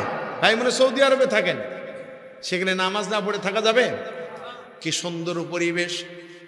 দোকানপাট খোলা রেখে, ব্যবসা বাণিজ্য খোলা রেখে আল্লাহর দরবারে সেজদা দিয়ে দেন। হয় দোকানেই তিনি যায় নামাজ নিয়ে দাঁড়ায় গেলেন, অথবা কাবার চত্বরে চলে গেলেন, অথবা মসজিদে চলে গেলেন। নামাজের সময় বিনা প্রয়োজনে কেউ ঘুরে বেড়ায় না। এই নামাজ কায়েম হলে কি লাভ হবে? কিতাবুন উনজিলা ইলাইকা মিনাল উতুলু মা উহিয়া ইলাইকা মিনাল কিতাব ওয়া আকিমিস সালাতা ইন্নাস সালাতা তানহা আনিল ফাহশাই ওয়াল মুনকার। আল্লাহু আকবার। আল্লাহ পাক সূরা আনকাবুতের ভিতরে বলেছেন, উতলু, তেলাওয়াত করো, মা উহিয়া ইলাইকা মিনাল কিতাব, ওহীর মাধ্যমে যে কিতাব এসেছে এটা তেলাওয়াত করো আর নামাজ কায়েম করো। নিঃসন্দেহে নামাজ মানুষকে পাপাচার থেকে ফিরাইয়া রাখে। সুবহানাল্লাহ। আজকে তো সরকার অসাধু ব্যবসায়ীদেরকে নিয়ন্ত্রণ করতে পারছে না, এবং তার পেটুয়া বাহিনী মাঝে মধ্যে এমন অকাম করে, কয় আমি আর তোর সাথে নাই। ঠিক কিনা? তারা আকাম কুকাম করলে কয় আমি ওদের দায়িত্বে নাই। তারা এমন এমন কাজ করে যার জন্য গোটা জাতিকে লজ্জিত হতে হয়। দর্শনের সেঞ্চুরি করে, ঠিক কিনা? কয়েকদিন আগে নারায়ণগঞ্জে দেখলাম আল্লাহর হুকুমাত না মানার কারণে, নামাজি না হওয়ার কারণে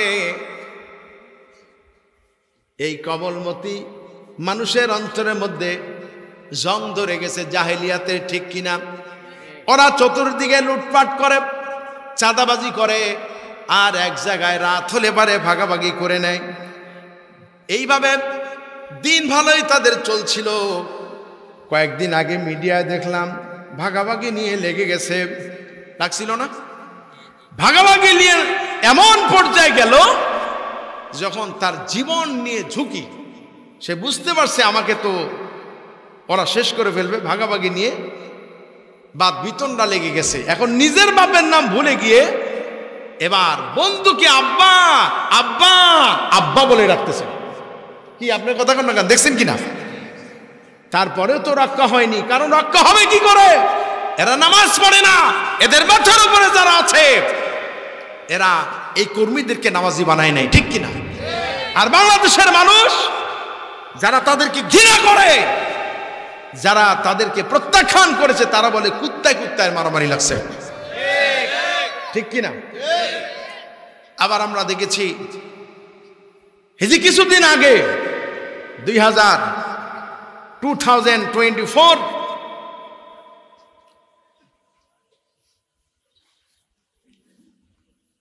যেই কাজটা তারা করে ফেললো, বেশি ভাঙ্গি বলবো না, অল্প একটু বলবো। কেউ টাকে চড়ছে, কেউ জাহাজে চড়ছে, কেউ মোমবাতি হাতে, কেউ হারিকেন হাতে, সবার গন্তব্য এক জায়গায়, সবগুলা একই উদ্দেশ্যে কাজ করছে। এখন সবার গন্তব্য তো একটাই, একটা সলিমদ্দি, একটা কলিমদ্দি, আর একটা কসিমদ্দি। সব কসিমদ্দির লক্ষ্য উদ্দেশ্য এক। এখন কসিমদ্দি তো তিনজন, এই তিনজনের মধ্যে এখন মশাল কে হাতে নিবে? মশাল যার হাতে যাবে তার তো কেল্লা ফতে, কথা কোন ঠিক কিনা? ওর তো কামাই ভালো হবে। এই জন্য তার প্রতিপক্ষকে হত্যা করতেও তারা দ্বিধাবোধ করে নাই। মানুষ আবারও বলল কুত্তায় কুত্তায় লাগছে, ঠিক কিনা? বুঝতে অসুবিধা হয়েছে আমাদের? আল্লাহর কাছে দোয়া করি আল্লাহ ওদেরকে হেদায়েত দান করুন, আমিন। আল্লাহর প্রজ্ঞাপন কি ছিল? যদি তারা নামাজ কায়েম করত, নিঃসন্দেহে ওরা মারামারি ছেড়ে দিয়ে, কাটাকাটি ছেড়ে দিয়ে আল্লাহর গোলাম হয়ে যেত। এরা প্রত্যেকের জন্য কল্যাণ কামনা করত, সুবহানাল্লাহ। 2 নাম্বার দায়িত্ব ছিল, 2 নাম্বার দায়িত্ব আল্লাহর পক্ষ থেকে রাষ্ট্রপ্রধানের জন্য যাকাত ভিত্তিক অর্থনীতি কায়েম করতে হবে। জোরে কোন সুবহানাল্লাহ। নামাজের পরে যেই বিধানের কথা আল্লাহ রাব্বুল আলামিন কোরআনে বলেছেন, রাসূলুল্লাহ হাদিসে বলেছেন, নামাজের পরে যেই জিনিসটি সেটার নাম হলো যাকাত। আমরা খালি বলি নামাজ রোজা, না, নামাজ যাকাত। বুনিয়াল ইসলামু আলা খামস, শাহাদাতু আল্লা ইলাহা ইল্লাল্লাহ ওয়া আন্না মুহাম্মাদুর রাসূলুল্লাহ, ইকামাস সালাত ওয়া ইতাআজ যাকাত, আল হজ্জ ওয়া সাওমু রমাদান। দেখেন, যে রোজার কথা বলছিলাম 2 নম্বরে, সেই রোজা আছে 5 নম্বরে। কি বলেন, ঠিক কিনা? এটা হলো ইসলামের মূল ভিত্তি স্তম্ভ 5টি। কয়টি? 1 নম্বরে নামাজ, 2 নম্বরে যাকাত, 3 নম্বরে হজ, 4 নম্বরে আকিমুস সালাত ওয়া আতুজ যাকাত, আল হজ্জ ওয়া সাওমু রমাদান, ঠিক কিনা? 5টি। প্রথম হলো কালিমা, তারপরে নামাজ, তারপরে যাকাত, তারপরে হজ, তারপরে রোজা। এই বিধানগুলি আমরা কায়েম করতে পারি না, ঠিক কিনা? যাকাত ভিত্তিক অর্থনীতি প্রতিষ্ঠিত যদি হতো, তাহলে এই যে ধনীরা শুধু ধনী হয়ে যাচ্ছে, গরিবরা শুধু ফতুর হয়ে যাচ্ছে, ঠিক কিনা? ফকির হয়ে যাচ্ছে, এই বৈষম্য তৈরি হতো না। যাক, এই বিষয়ে আমার কথা বলার উদ্দেশ্য না, আমি সামনের দিকে আগাবো। এরপর আল্লাহ রাব্বুল আলামিন দায়িত্ব দিলেন ওয়ায়ামুরুনা বিল মারুফ, সৎ কাজের আদেশ দাও এবং পাপাচার থেকে মানুষকে বিরত রাখো। এই 4টা দায়িত্ব ছিল। আপনারাই সাক্ষী, আপনারাই বলেন এদেশে যারা ইতিপূর্বে নেতৃত্ব দিয়েছে এরা লক্ষ লক্ষ নেতা কর্মীদের সাথে কথা বলেছে, হাজারো কর্মীদের সামনে বক্তব্য দিল, তাদেরকে দিয়ে কত ফায়দা হাসিল করলো। এই ফায়দা হাসিল করে নিল তাদের দ্বারা, কিন্তু কোনো দিন তাদেরকে দিয়ে নামাজ পড়ালো না, তাদেরকে দিয়ে আল্লাহর গোলামি করার জন্য উপদেশ দিল না। কারণ তাদের কর্মীগুলি যদি আল্লাহর গোলাম হয়ে যেত তাহলে শয়তানের গোলামি তারা কখনোই করত না। ঠিক কিনা? কিন্তু তারা তো এটা করবে না। যদি তারা না করে আমরা কেমন মুসলমান? আমার বাপ আমার নাম রেখেছেন আব্দুল মজিদ, আব্দুর রহিম, আব্দুল সাত্তার, আব্দুল করিম। এই নামে মাত্র মুসলমান দিয়ে কাজ হবে না। ঠিক কিনা? যারা আল্লাহর জমিনে আল্লাহর দ্বীন কায়েমের ব্যাপারে সচেষ্ট হন, সচেষ্ট থাকেন, তাদের সাথে আমরা থাকব। যারা আল্লাহর কোরআনের বিরোধী, যারা সমাজ বিরোধী, যারা আল্লাহর আইনকে বাতিল করে দিয়ে একজন পুরুষ আরেকজন পুরুষকে বিবাহ করতে পারে না। আল্লাহর বিধান, কোরআনের বিধান হলো, রাসূলুল্লাহর সুন্নাহ হলো একজন পুরুষ আরেকজন নারীকে বিবাহ করবে। কিন্তু বর্তমান জামানার ফেরাউন, নমরুদ এবং শয়তান এবার পুরুষে পুরুষে শরীফের সাথে শরীফা লাগাই দিয়া আমাদের কোমলমতি শিশুদেরকে, আমাদের সন্তানদেরকে এইভাবে পুরুষে পুরুষে সমকামিতার নামে শয়তানের বিবাহ দেওয়ার চক্রান্ত করেছে। ঠিক কিনা? সর্বপ্রথম শয়তান লূত আলাইহিস সালামের জামানায় ওই জাতিকে উদ্বুদ্ধ করেছিল পুরুষে পুরুষে কিছু একটা করা, পুরুষে পুরুষে সমকামিতা করা। আচ্ছা বলেন তো, মানে যেটা নারীর সাথে হবে, বিবাহিত যারা তারা বুঝবেন, ছোট বাচ্চারা বুঝবে না। বিবাহ ওই ছোট্ট বাচ্চারাও জানে, জীবনে কোনোদিন পুরুষে পুরুষে বিবাহ করে না। কি বলেন? করে? এই ছোট বাচ্চা তুমি বলো, হ্যাঁ বেটা ছেলে বিয়ে করে? শুনছো কোনোদিন? যদি করতো তাহলে তোমার আব্বু তোমার আম্মুরে আনতে পারতো না। ঠিক কিনা? যেই কাজটা গরুরে করে না, শুকুরে করে না, কুত্তায় করে না, ছাগলে করে না, ওইটা বর্তমান জামানার এই মানুষরূপী জানোয়াররা করেছে।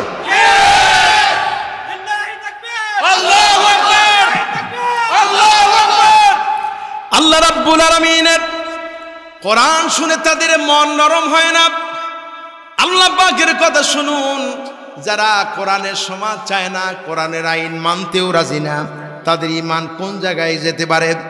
আল্লাহু নাযালা আহসানাল হাদিসি কিতাবাম মুতাশাবিহাম মাসানি তাকশাইরু মিনহু জুলুদুল্লাযীনা ইয়াখশাউনা রাব্বাহুম সুম্মা তালিনু জুলুদুহুম ওয়া কুলুবুহুম ইলা যিকরিল্লাহ যালিকা হুদাল্লাহ ইয়াহদি বিহি মান ইয়াশা ওয়া মান ইউদ্লিলিল্লাহু ফামা লাহু মিন হাদ।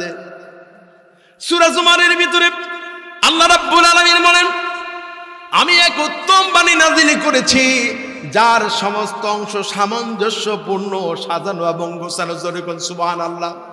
যে কোরআন শুনে যারা ঈমানদার তাদের দেহ মন বিগলিত হয় এবং তারা আল্লাহর জিকিরের দিকে ধাবিত হয়ে যায়। সুবহানাল্লাহ। কোরআন শুনেই তারা আল্লাহর নামে জিকির করতে থাকে, যেমন আপনারা করতেছেন সুবহানাল্লাহ, আলহামদুলিল্লাহ, আল্লাহু আকবার। ওই আল্লাহ রাব্বুল আলামিন বলেন, কোরআন শুনে যাদের দেহ মন বিগলিত হয়, আল্লাহর জিকিরের দিকে ধাবিত হয়, যালিকা হুদাল্লাহ, আল্লাহর পক্ষ থেকে এদের জন্যই আছে কেবল হেদায়েত। জোরে কোন সুবহানাল্লাহ। ওমাই ইউদ্লিলিল্লাহু ফামা লাহু মিন হাদ। আল্লাহ পাক যাকে ইচ্ছা এই কোরআন দিয়ে হেদায়েতের দিকে আনেন। আর আল্লাহ যাকে হেদায়েত দিবে না, দুনিয়ার কেউ নাই তারে হেদায়েতের পথে আনতে পারে। এটা হলো সেই কোরআন। সুতরাং এই কোরআন থাকতে মুসলমান দাবি করার পরেও যারা আল্লাহর এই বিধানটা রাষ্ট্রীয়ভাবে কায়েম করতে চায় না, ও ভুলে গেছে কারু সিলায় সিন্নি খাইলো, মোল্লা ছিল না। কথাগণ ঠিক কিনা? কে দিল তোমারে চোখ? কোরআনুল কারীমে আল্লাহ রাব্বুল আলামিন বলেন, আল্লাহ তা'বুদু ইল্লাল্লাহ। 2 নম্বরে আল্লাহর হুকুম হলো তোমরা আল্লাহ ছাড়া কারো ইবাদত করো না। সুবহানাল্লাহ। আমরা কি মানছি নাকি? কেন আমরা মানব না? আল্লাহ রাব্বুল আলামিন সূরা মুলকের ভিতরে বার বলে দিয়েছেন কি শুনেন, আল্লাযী খালাকাল মাউতা ওয়াল হায়াতা লিয়াবলুয়াকুম আইয়ুকুম আহসানু আমালা। আল্লাহু আকবার, কি সুন্দর কথা। যতই তেলাওয়াত করি ততই ভালো লাগে। আল্লাযী, প্রাণ খুলে সবাই পড়েন। প্রত্যেকের উদ্দেশ্যে আল্লাহ ওয়াজ করেছেন। কার উদ্দেশ্যে বলেন?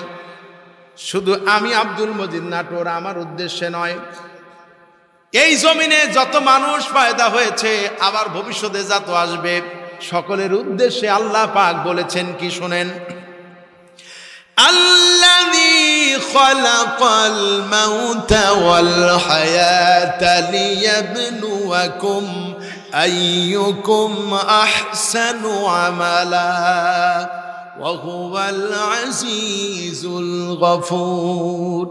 আল্লাহ পাক বলেন, বান্দারে তোমার জীবন এবং মৃত্যু আমি এই জন্য দিয়েছি, আমি দেখতে চাই তোমাদের মধ্যে আমলের দিক দিয়ে কে বেশি উত্তম, কে বেশি ভালো হতে পারে। আর তিনি ওয়াহুয়াল আজিজুল গফুর, আর তিনি মহাপরাক্রমশালী এবং ক্ষমাশীল। জোরে কোন সুবহানাল্লাহ। তিনি কঠিন শাস্তিদাতা এবং খুব দয়ালু, নরম। সুবহানাল্লাহ, সুবহানাল্লাহ।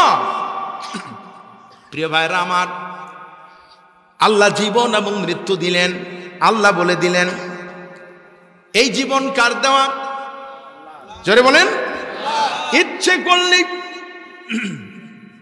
100 বছরে বাঁচবো, 100 বছর তো দূরের কথা, একদিন বেশি বাঁচবো বা আগামীকাল সকাল পর্যন্ত বেঁচে থাকবো এমন গ্যারান্টি আমাদেরকে দেওয়া হয় নাই।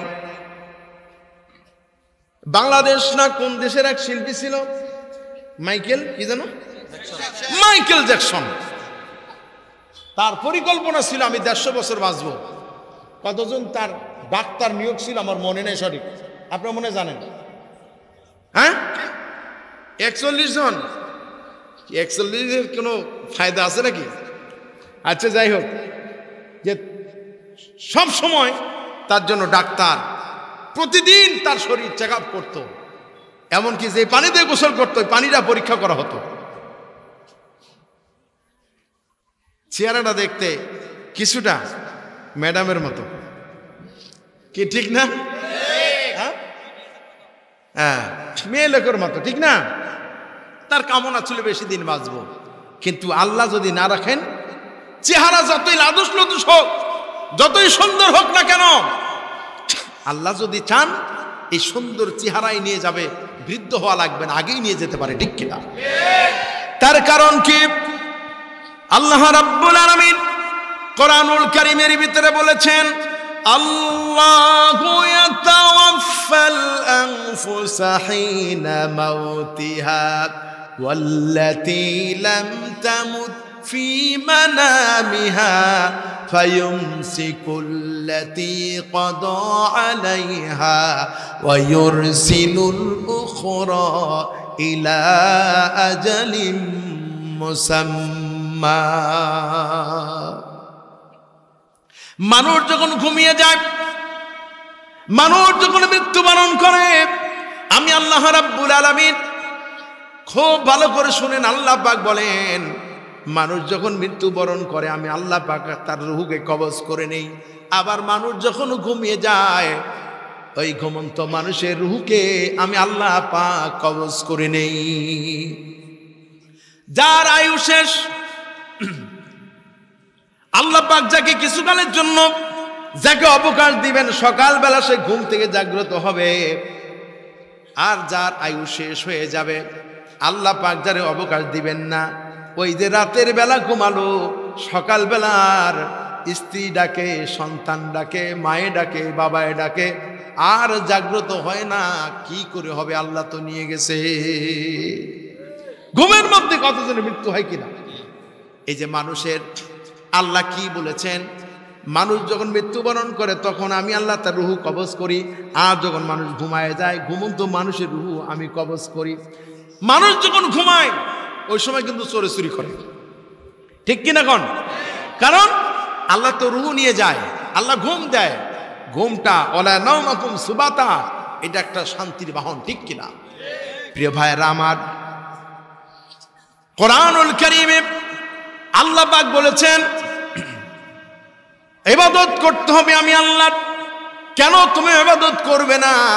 কোরআনুল কারীমে আল্লাহ রাব্বুল আলামিন সূরা মুলকের শেষে দিয়ে গিয়ে বলেছেন, কুল হুয়াল্লাযী আনশাআকুম ওয়া জাআলা লাকুমুস সামআ ওয়াল আবসারা ওয়াল আফইদা ক্বালীলাম মা তাশকুরুন। হে নবী, আপনি বলে দেন যে আল্লাহ রাব্বুল আলামিন তোমাকে শ্রবণ শক্তি দিয়েছেন, দৃষ্টি শক্তি দিয়েছেন, অনুধাবনের শক্তি দিয়েছেন, তোমরা কেন সে আল্লাহর গোলামি করো না? ক্বালীলাম মা তাশকুরুন, তোমরা কমই শুকরিয়া আদায় করে রাখো থাকো। যেরকম নাউজুবিল্লাহ। প্রিয় ভাইরা আমার, আল্লাহর ইবাদত না করে নাফরমানি হয়ে আল্লাহর কাছে ফিরে গেলে আমাদের খবর আছে। হযরতে মালিক ইবনে দিনার রাহমাতুল্লাহ আলাইহি, আল্লাহর কাছে কিন্তু আমাদের ফিরে যেতে হবে। আরেকটি আয়াতে কারিমা বলে আমি এই ঘটনাটা আমি আপনাদেরকে শোনাবো। এবারে কোরআনুল কারীম কি বলছে শুনুন। কুল হুয়াল্লাযী দারাকুম ফিল আরদি ওয়া ইলাইহি তুহশারুন। আল্লাহ পাক বলেন, হে নবী, আপনি তাদেরকে বলে দেন যে আল্লাহ পাক তোমাদেরকে পৃথিবীতে বিচরণের সুযোগ করে দিয়েছেন। ওই আল্লাহর কাছে তোমাদের সকলকে ফিরে আসতে হবে, তোমাদের সকলকে মরতে হবে, ঠিক কিনা? যেরকম মরা লাগবে না। আল্লাহর নবী যখন এই তাওহীদের দাওয়াত দিয়েছেন, দ্বীনের দাওয়াত দিয়েছেন, কাফেররা বলেছিল কি? ওয়ায়াকুলুনা মাতা হাদাল ওয়াদু ইন কুনতুম সাদিকিন। কবে সে হুমকি ধমকি কবে পূরণ করা হবে? যদি তোমরা সত্যবাদী হও তাহলে বলে দাও।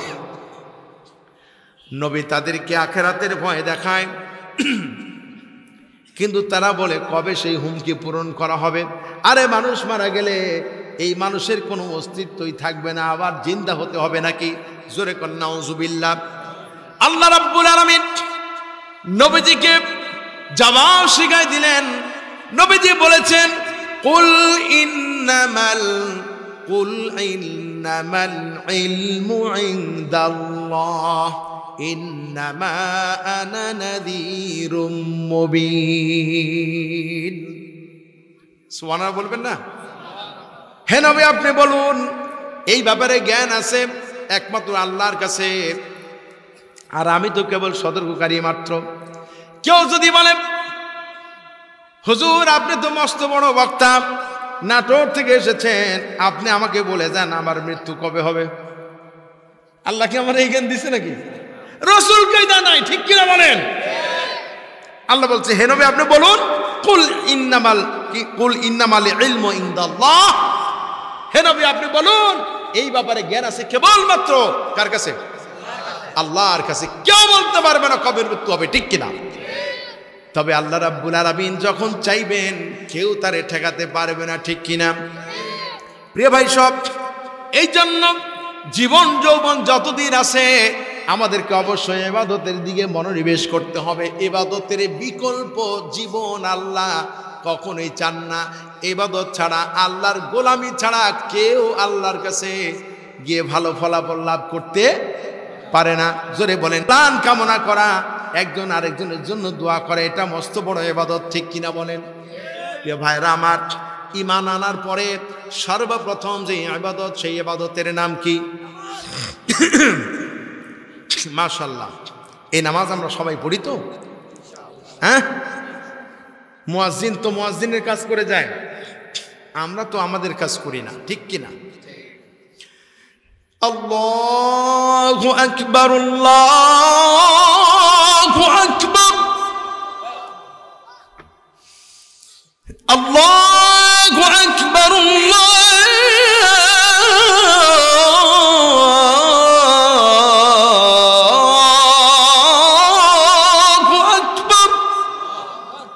আল্লাহু আকবার। আল্লাহ মহান, আল্লাহ শ্রেষ্ঠ। উদ্দেশ্য কি আযানের? হাইয়া আলাস সালাহ,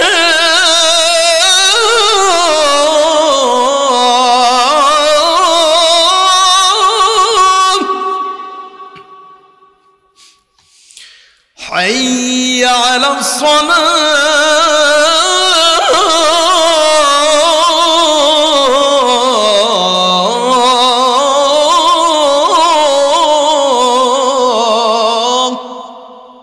আল্লাহু আকবার।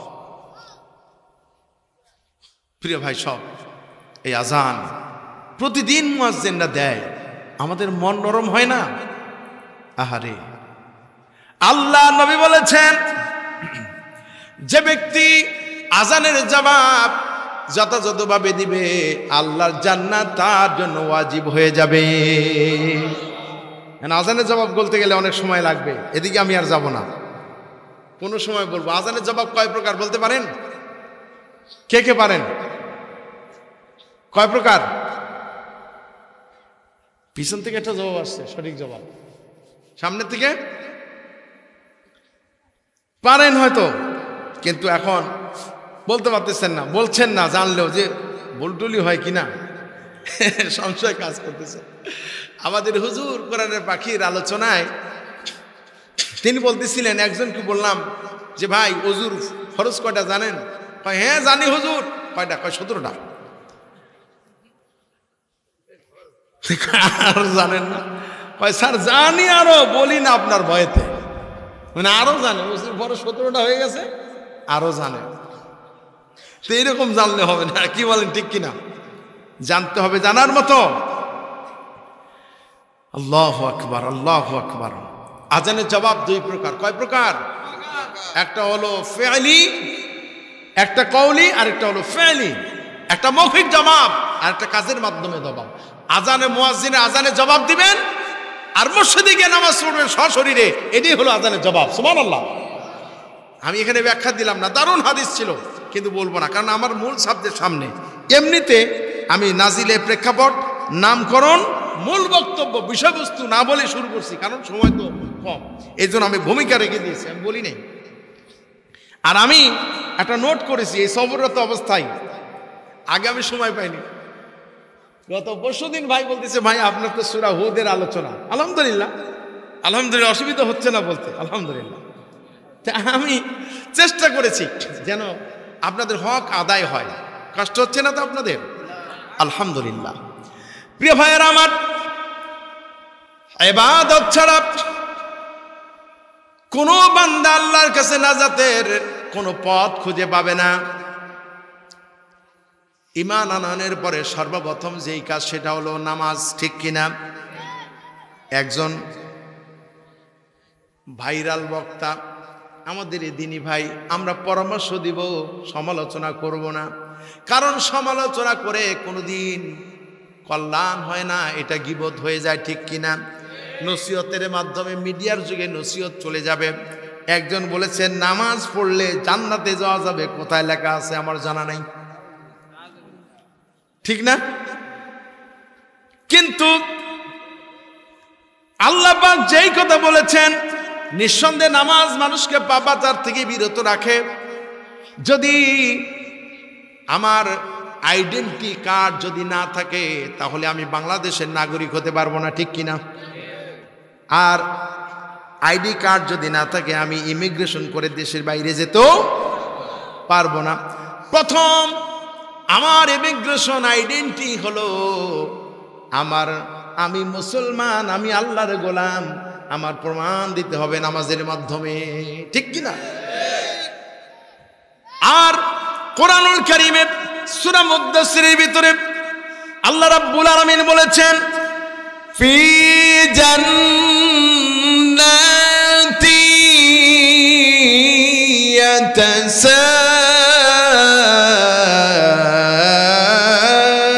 ইয়াতাসাআলুন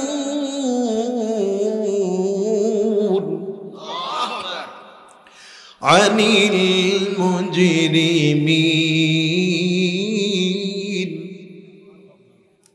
জান্নাতীরা জাহান্নামীদেরকে বলবে, ও জাহান্নামী ভাইরা, কেন জাহান্নামে এসেছো? জান্নাত আর জাহান্নামের পার্থক্য হবে অনেক দূরে, উঁচু নিচু, কিন্তু তারপরেও যা জ্বালান জ্বালাইছো, এই সাতকানিয়া লোহাগড়া মানুষগুলিকে তাফসির মাহফিল করতে দাও নাই। তোমার মাথায় টুপি ছিল, তুমিও মুসলমান দাবি করেছ, কিন্তু বাংলাদেশের নাম করা এই মুফাসসির গুলি এই লোহাগড়া সাতকানিয়ায় আসতে পারে না। আমার যতবার দাওয়াত হয়েছে কয়, বাবা যেই সিয়ারা এরে আসতে দেওয়া যাবে না। 7 দিন আগে 3 দিন আগে কয়, হুজুর অনুমতি নাই। আরে বাবা, আমি আবার কি হইলাম? ও আপনি নিজেও সাক্ষী, মানে আমাকে এর আগে দাওয়াত দিয়েছিল, কিন্তু আমার আসতে দেয় না। না না, ওকে আসতে দেবো না। জীবনে আমি ওনারে চিনি না, দেখি নাই, মিডিয়াতে দেখছি, আমারও দেখে নাই। আহা, এত জ্বালান জ্বালাইছো, একজন তোমার আঘাতে জর্জরিত হয়ে জান্নাতে টিকিট করলো, আর তুমি জাহান্নামের টিকিট হাতে নিয়েছো। এখন যে জান্নাতে যাবে, এর শেষ বেলায় একটু টাটা দিয়ে তো জান্নাতে যাবে, কি ঠিক কিনা? এখন আল্লাহ তো ওই ব্যবস্থা রেখে দিয়েছেন, বানায় বলতেছি না, কিন্তু যদি আমি আমার ভাষায় বলতেছি, এটা কিন্তু কোরআনের কথা, ঠিক কিনা? জান্নাতীরা জাহান্নামীদেরকে দেখবে, এই রাস্তায় জান্নাতে যায়, আর ওই জায়গায় জাহান্নামের মধ্যে আছে। এবার জান্নাতীরা যা বলবে জাহান্নামীরা শুনবে, জাহান্নামীরা যা বলবে জান্নাতীরা শুনবে। জোরে কোন সুবহানাল্লাহ। অনেক দূরে, তারপরে শুনবে। বিনা কারণে তুমি বিচার করেছো, তাকে মেরে ফেললে তোমার কি কিছু হবে না? এত সোজা? হ্যাঁ প্রিয় ভাইরা আমার, জান্নাতীরা জাহান্নামীদেরকে বলবে, কেন জাহান্নামে এলে? 1 নম্বরে জবাব দিবে, ক্বালু লাম নাকু মিনাল মুসাল্লিন। প্রথম অপরাধ করছিলাম, নামাজ কায়েম করি নাই, নামাজ পড়ি নাই, জাহান্নামে আসতেছি এই কারণে।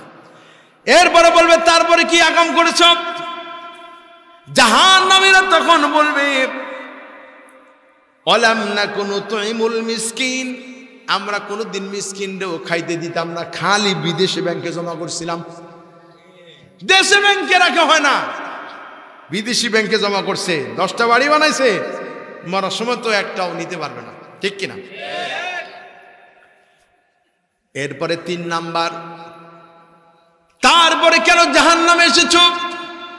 মনে হয় যেন বর্তমান জামানার ফেরাউনের জন্য এই আয়াত নাজিল হয়ে গেছে, ওয়াকুন্না নাখুদু মাআল খাইদিন।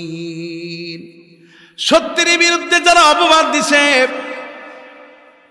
ভালো লোকের বিরুদ্ধে যারা অপবাদ দিয়েছিল, শুধু দল করার কারণে শুধু সমর্থন করছিলাম, আমার সব কিছু আমার হবে, আমার ক্ষমতা থাকবে, প্রভাব থাকবে, প্রতিপত্তি থাকবে, ওখানে নায়েবে রাসূল তার জীবন বিপন্ন হোক পরোয়া করে নাই, শুধুমাত্র নেতাদের খুশি করার জন্য আমার ভাই, তোমার ভাই, উল্লুক ভাই, ভাল্লুক ভাই মিছিল করছে। আমার ভাইয়ের চরিত্র ফুলের মতো পবিত্র, কিন্তু খাঁটি মুনাফিক। মিছিল করার লোক ছিল না। অকুন্না নাকুদু মাল খায়দিন, সত্যের বিরুদ্ধে যারা অপবাদ দিল, ওই যে ঢাকার রাজপথে খিচুড়ি খেয়ে নাস্তিকরা মিছিল করলো, আল্লাহর গোলামদেরকে বিদায় করে দেওয়া হলো। কিন্তু চট্টগ্রামের সাতকানিয়ার কিছু কিছু লোক দোকানের মিষ্টিগুলি খায় সব শেষ করলো। ঠিক কিনা কোন? ওরা আনন্দ ফুর্তি করছে, তার মানে সমর্থন করছে, ঠিক কিনা? ওই যে খুব মজা করছো, কি কারণে জাহান্নামে আইছো? ওই যে ভাই তোমরা মিছিল করেছিলে কোরআনের পাখিদের পক্ষে, ইসলামী হুকুমত যারা চায় যাদের পক্ষে তোমরা ছিলে, আমরা তো তাদের বিপক্ষে গেছিলাম। শুধু বিপক্ষে যাইনি, সমর্থনও করছিলাম। এই জন্য আজকে জাহান্নামে এসেছি। অকুন্না নুকাযযিবু বিয়াউমিদ্দিন। আর 4 নম্বর অপরাধ ছিল আমরা বলেছিলাম দুনিয়াকে মজা ले लो, দুনিয়া তোমারি হ্যায়, দুনিয়া তোমারি হ্যায়। নাউযুবিল্লাহ। শুধু দুনিয়াকে আমি ভোগ বিলাসে ব্যস্ত ছিলাম, দুনিয়াটাকে প্রাধান্য দিয়েছি, ক্ষমতাটাই সালতানাতকে আমার পছন্দ হয়েছে, আখিরাত অস্বীকার করেছিলাম। কিন্তু এখন দেখি ওই জায়গায় চলে আসছি। ইচ্ছাই হোক অনিচ্ছাই হোক তাকে যেতেই হবে, ঠিক কিনা? প্রিয় ভাইয়ের আমার, ইমাম আল-যাহাবী তার কবিরা গুনাহ নামক কিতাবের ভিতরে লিখেছেন, তিনি বলছেন হযরতে মালিক ইবনে দিনার রাহমাতুল্লাহ আলাইহি সব সময় মদ পান করে পড়ে থাকতেন। খুব গুরুত্বের সাথে শুনতে হবে, কষ্ট হচ্ছে নাকি আপনাদের? এই যে বাবুরা কথা বলে না বাবা, এই যে হযরতে মালিক ইবনে দিনার রাহমাতুল্লাহ আলাইহি সব সময় মদ পান করে রাস্তায় পড়ে থাকতেন। হঠাৎ করে তার 2 বছরের শিশু কন্যা মারা গেল। এই সন্তান মারা যাবার পর খুব ব্যথায় ব্যথিত হলেন, যেখানে রাত সেখানেই কাঁদ। মদ পান করা ছেড়ে দিলেন, ঘুমায় গেলেন। রাস্তার উপরে স্বপ্নের ভিতরে দেখলেন বড় একটি সাপ তারে কামড়ানোর জন্য তাড়া করেছে। এই যে সাপের তাড়া খেল, সাপের দৌড়াতে তিনি দৌড় মারলেন, মরুভূমির ভিতরে চলে গেলেন। মরুভূমির ভিতরে গিয়ে তিনি এক বৃদ্ধ লোকের সাথে সাক্ষাৎ পেয়েছেন। এবার ওই বৃদ্ধ লোকের কাছে গিয়ে বলছেন, হুজুর চাচা আমি আমার একটু আপনি রক্ষা করেন, সাপের আক্রমণ থেকে আমি বাঁচতে চাই। বয়োবৃদ্ধ মুরব্বী লোকটি বলছে, তার তুলনায় আমি দুর্বল, আমি পারবো না তোমারে সাহায্য করতে।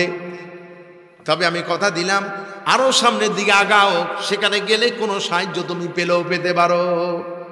আচ্ছা, বুড়া মানুষ কি জোয়ান মানুষের সাহায্য করতে পারবে? সে তো নিজেও চল, লাঠি ছাড়া চলতে পারে না, ঠিক কিনা?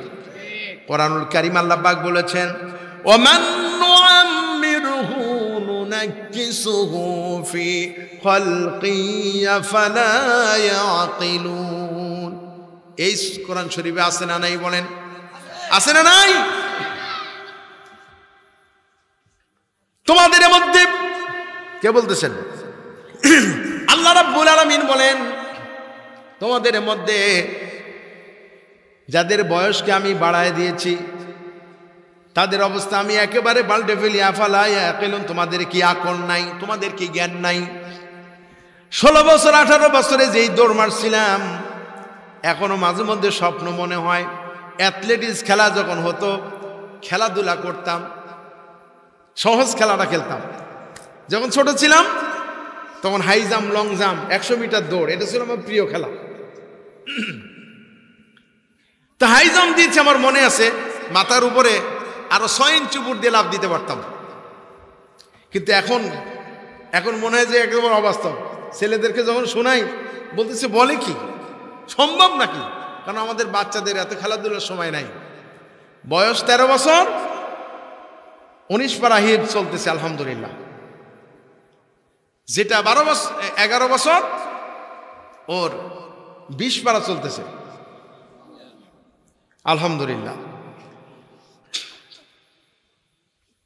তো খেলাধুলা করেছি, তখন বয়স ছিল একরকম। যখন একটু বেশি স্বাস্থ্য হয়ে গেল তখন খেলেছি বর্ষা নিক্ষেপ, চাকতি নিক্ষেপ, লোহবল নিক্ষেপ, জ্যাভলিং যেটাকে বলা হয়, জাতীয় পর্যায় পর্যন্ত খেলেছি, শক্তি থাকে, কিন্তু এখন কিন্তু ওই রকম আর পারবো না, ঠিক কি না? প্রিয় ভাইরা আমার, আল্লাহ রাব্বুল আলামিন বলেন, আমি আল্লাহ পাক তোমাদেরকে সব সময় এরকম শক্তি দেই না, শক্তি আস্তে আস্তে কমে যায়, ঠিক কিনা বলেন? ওই যে বয়োবৃদ্ধ মুরব্বী লোকটির কাছে সাহায্য চাইল হযরত মালিক ইবনে দিনার, মুরব্বী বলছে না, আমি আজ তোমারে কোনো সাহায্য করতে পারবো না, তবে সামনের দিকে আগাও, সাহায্য পেলেও পেতে পারো। তিনি দৌড় মারতে থাকলেন, পিছনে তো সাপ, সাপকে কে না ভয় করে, ঠিক কিনা? পয়গম্বরও সাপকে ভয় করছে, আর সাপ বেশি বড় সাপ লাগবে না, 1.5 হাতের সাপ যদি এই মাঠের মধ্যে থাকে, লোক একটাও থাকবে না, লাফ দিয়ে কোন দিক চলে যাবে। আমি গত পরশুদিন আলোচনায় বলেছিলাম যে আল্লাহ তো জাহান্নামের শাস্তি দিবেন, আর নবীজি বলেছেন কবরের মধ্যে সাপ দেওয়া হবে, এমন সাপ যেই সাপের কামড়ে 70 বছর পর্যন্ত তার যন্ত্রণা থাকবে, মাটির নিচে সে চলে যাবে, এত বিষাক্ত। আর যেই সাপ কবরের মধ্যে দেওয়া হবে, হাদিস থেকে শোনাচ্ছি, নবীজি বলেছেন সেই সাপ যদি জমিনে একবার নিঃশ্বাস ফেলতো, এই জমিনে একটি ঘাস জন্ম নিতে পারত না। জোরে বলেন নাউজুবিল্লাহ, আল্লাহু আকবার। আমরা বিশ্বাস করি না, আমরা জিওগ্রাফিতে দেখি বড় বড় অজগর সাপ, বড় বড় হরিণ, তারপরে অন্য অন্য গরু ছাগল এগুলি খেয়ে ফেলতেছে, ঠিক না? খাই কি না? আচ্ছা, কোনো শাস্তির দরকার নাই, আল্লাহ যদি বলে তোরে কোনো শাস্তি দেব না, তোরে সাপের পেটের মধ্যে ঢুকাই দেব, কেমন লাগবে? জোরে বলেন, খারাপ লাগবে? আল্লাহু আকবার। সাপের তাড়াকে হযরত মালিক ইবনে দিনার রাহমাতুল্লাহ আলাইহি দৌড় মারলেন। কিছু দূর যাবার পরে তিনি একটা উপত্যকা লক্ষ্য করলেন, 2টি পাহাড়ের সমতল জায়গাটাকে উপত্যকা বলা হয়, ঠিক কিনা? ওই জায়গা ছোট ছোট অনেকগুলি বাচ্চা খেলাধুলা করতেছিল। ওই জায়গায় হাজির হওয়ার সঙ্গে সঙ্গে ছোট্ট একটি বাচ্চা ওই সাপের দিকে তার হাতকে ইশারা করলো, ইশারা করার সঙ্গে সঙ্গে সাপ আপন গতিতে পিছনের দিকে চলে গেল। মালিক ইবনে দিনার তিনি বলছেন, আমি সাপের আক্রমণ থেকে বেঁচে গেলাম। যেই শিশু বাচ্চা সাপের আক্রমণ থেকে আমাকে বাঁচাই দিল, আমি লক্ষ্য করে দেখলাম ওই বাচ্চাটা আর কেউ নয়, সে কয়েকদিন আগে আমাদেরকে কাঁদ দিয়ে বিদায় নেওয়া আমার কলিজার টুকরা নয়নের পুতলি, আমার সন্তান, আজ আমাকে সাপের আক্রমণ থেকে বাঁচালো। আমাকে চিনতে পেরে আমার কোলে এসে বসলো, আমার কোলে বসে আল্লাহর কালাম তেলাওয়াত করছেন আর বলতেছেন, ইয়া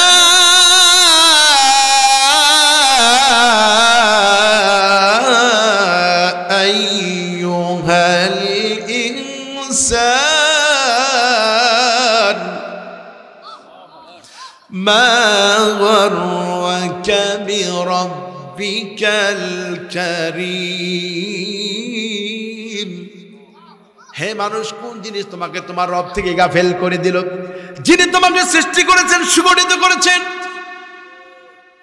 সন্তানের মুখে কোরআন তেলাওয়াত শুনে মালিক ইবনে দিনার বললেন, ওগো মা, তোমার বয়স মাত্র 2 বছর, আমি তো তোমারে কোরআন তেলাওয়াত শেখাইনি, আজ এত সুন্দর করে কোরআন তেলাওয়াত করলে কেমনে বুঝলাম না।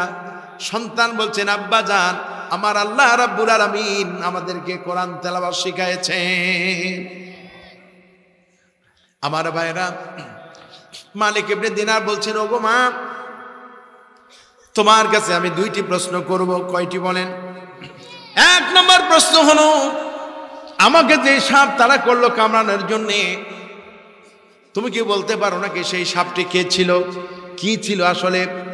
মেয়ে এবার জবাব দিলেন, আব্বা জান, যে সাপ আপনাকে কামড়ানোর জন্য তাড়া করলো, ওইটা আসলে প্রকৃতপক্ষে কোনো সাপ ছিল না আব্বা জান, ওইটা ছিল আপনার বর্ণাঢ্য দীর্ঘ জীবনের সমস্ত অন্যায় অপকর্ম এবং পাপ কাজ। আল্লাহু আকবার। আমার ভাইরা, খুবই গুরুত্বপূর্ণ কয়টি কথা সামনে আছে, জানি না আপনাদের ধৈর্য থাকবে কিনা।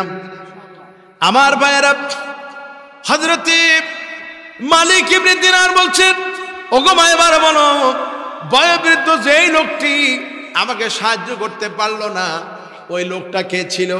মেয়ে বলতেছে, আব্বা জান, ওইটাও আসলে প্রকৃতপক্ষে কোনো বৃদ্ধ লোকে ছিল না, ওইটা ছিল আপনার জীবনের ন্যাক আমল।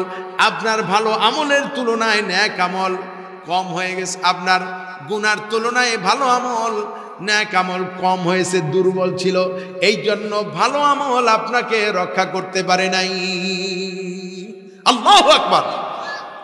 তাফসীর ইবনে কাসিরের ভিতরে আল্লাহ রাব্বুল আলামিনের আয়াত এবং হাদিস থেকে ব্যাখ্যা দেওয়া হয়েছে। কোরআন বলতেছে, মানুষ যখন একটা ভালো কাজের নিয়ত করবে, আমল নামায় কয়টা নেকি দেওয়া হবে? বলেন বলেন, কথা কয় না? নিয়ত করবে, নিয়ত করার সঙ্গে সঙ্গে আমল নামায় কি দিবে? একটা নেকি দিয়ে দিবেন। আর যখন বান্দা ওই ভালো কাজটা সম্পূর্ণ করবেন, মান জাআ বিল হাসানাতি ফালাহু আশরু আমসালুহা, একটি ভালো কাজের বিনিময়ে আল্লাহ রাব্বুল আলামিন আমল নামায় 10টা নেকি দান করে দেবেন। সুবহানাল্লাহ, এটা আল্লাহর কথা। এবার মুফাসসিরিনে কেরাম বলতেছেন, নবীজি বলেছেন, এই দুনিয়ায় কোন মানুষ যখন একটা গুনার কাজ করবে, নিয়ত করলো, ওই নিয়তের জন্য কোনো গুনাহ লেখা হলো না, একটা গুনার কাজ করার কারণে একটা পাপ তার আমলনামায়, একটা শাস্তির বিধান লেখা হলো। জোরে কোন সুবহানাল্লাহ। আল্লাহর নবী আফসোস করে বললেন, যেই মানুষের একটা নেকির বিনিময়ে 10টা সওয়াব আল্লাহ দেন, আমার দুঃখ হয়, আমার কষ্ট হয়, ওই মানুষগুলি কি করে অন্যায় অপকর্ম করে নেকির চাইতে গুনার ভাগী বেশি হয়ে যায়। কি করে গুনাহ বেশি করে মানুষে? আমার দুঃখ হয়। কে বলেছেন? রহমতের নবী, বিশ্ব নবী মুহাম্মদুর রাসূলুল্লাহ। সকলে বলেন সাল্লাল্লাহু আলাইহি ওয়াসাল্লাম। প্রিয় ভাইরা আমার, এই তাওহীদের দাওয়াত, এই দ্বীনের দাওয়াত যুগে যুগে নবী রাসূলুল্লাহ দিয়েছেন, ঠিক কিনা বলেন? কোরআনুল কারীমে আল্লাহ রাব্বুল আলামিন এভাবে বলে দিয়েছেন, ইন্নানী লাকুম মিনহু নাযীরুন ওয়া বাশীর। নবীজি বলেছেন, আমি তোমাদের জন্য সতর্ককারী এবং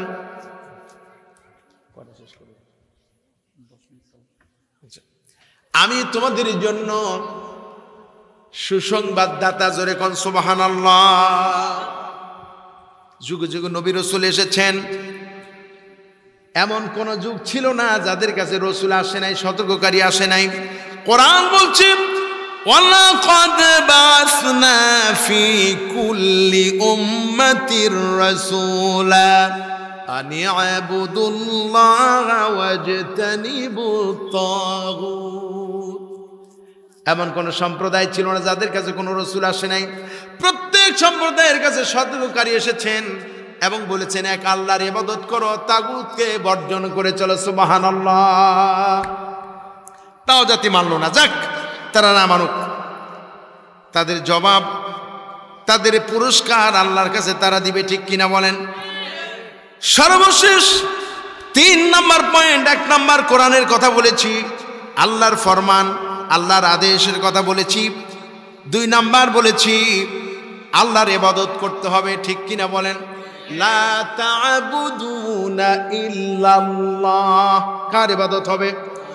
ওয়াবুদুল্লাহ ওয়া লা তুশরিকু বিহি শাইআ ওয়া বিল ওয়ালিদাইনি ইহসানা ওয়া বিদিল কুরবা ওয়াল ইয়াতামা ওয়াল মাসাকিন ওয়াল জারি দিল কুরবা ওয়াল জারিল জুনুব والصاحب بالجنب وابن السبيل وما ملكت أيمانكم إن الله لا يحب من كان مختالا মুখতালান ফখুরা।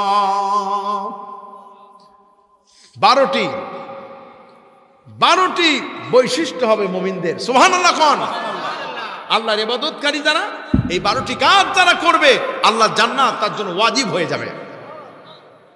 প্রিয় ভাইরা আমার, আল্লাহ রাব্বুল আলামিনের এই ইবাদত যদি কেউ করে, আমি আগে অনুবাদটা বলে নেই, রাত হয়ে গেছে, শেষ করে দিতে হবে, বহু কথা সামনে। ওয়াবুদুল্লাহ, আল্লাহ বলেছেন কেবলমাত্র আমার ইবাদত করো। ওয়ালা তুশরিকু বিহি শাইআ, আমার সাথে কাউকে তোমরা শিরিক করো না।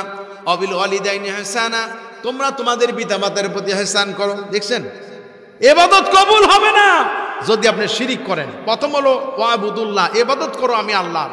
এখন বাকি 11টা যদি সঠিক না হয়, একটা ইবাদত আল্লাহর কাছে গ্রহণযোগ্য হবে না। ওয়ালা তুশরিকু বিহি শাইআ, শিরিক করা যাবে না। অবিল ওয়ালিদাইনি ইহসানা, পিতামাতার প্রতি ইহসান করতে হবে। অবিদিল কুরবা, নিকট আত্মীয়দের সাথে ভালো ব্যবহার করতে হবে। খুব ভালো করে শুনেন।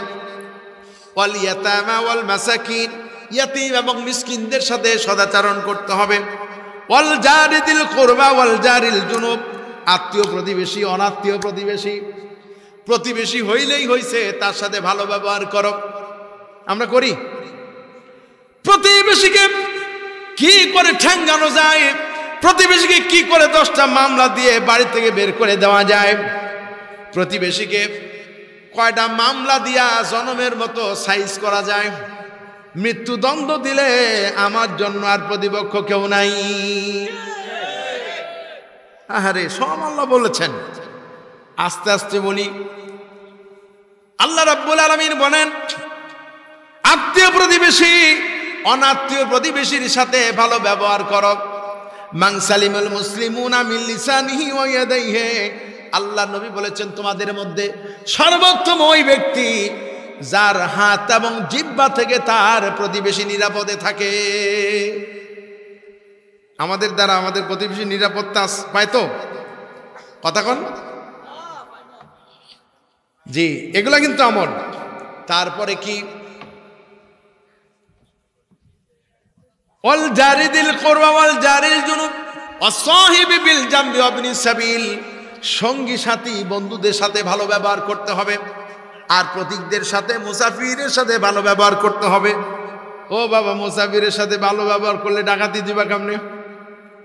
হ্যাঁ, এদিকে মাঝে মাঝে গাড়ি ডাকাতি হয়, মুসাফিরদের তো ধরে। ওরা নাটক থেকে আসছে বীজ দেখার জন্য, হিমছড়িতে সাগর দেখতে আসছে, সমুদ্র সৈকতে গেছে, আর এখানে পাহাড়ের পাশে দাঁড়ায় আছে সলিমুদ্দিন।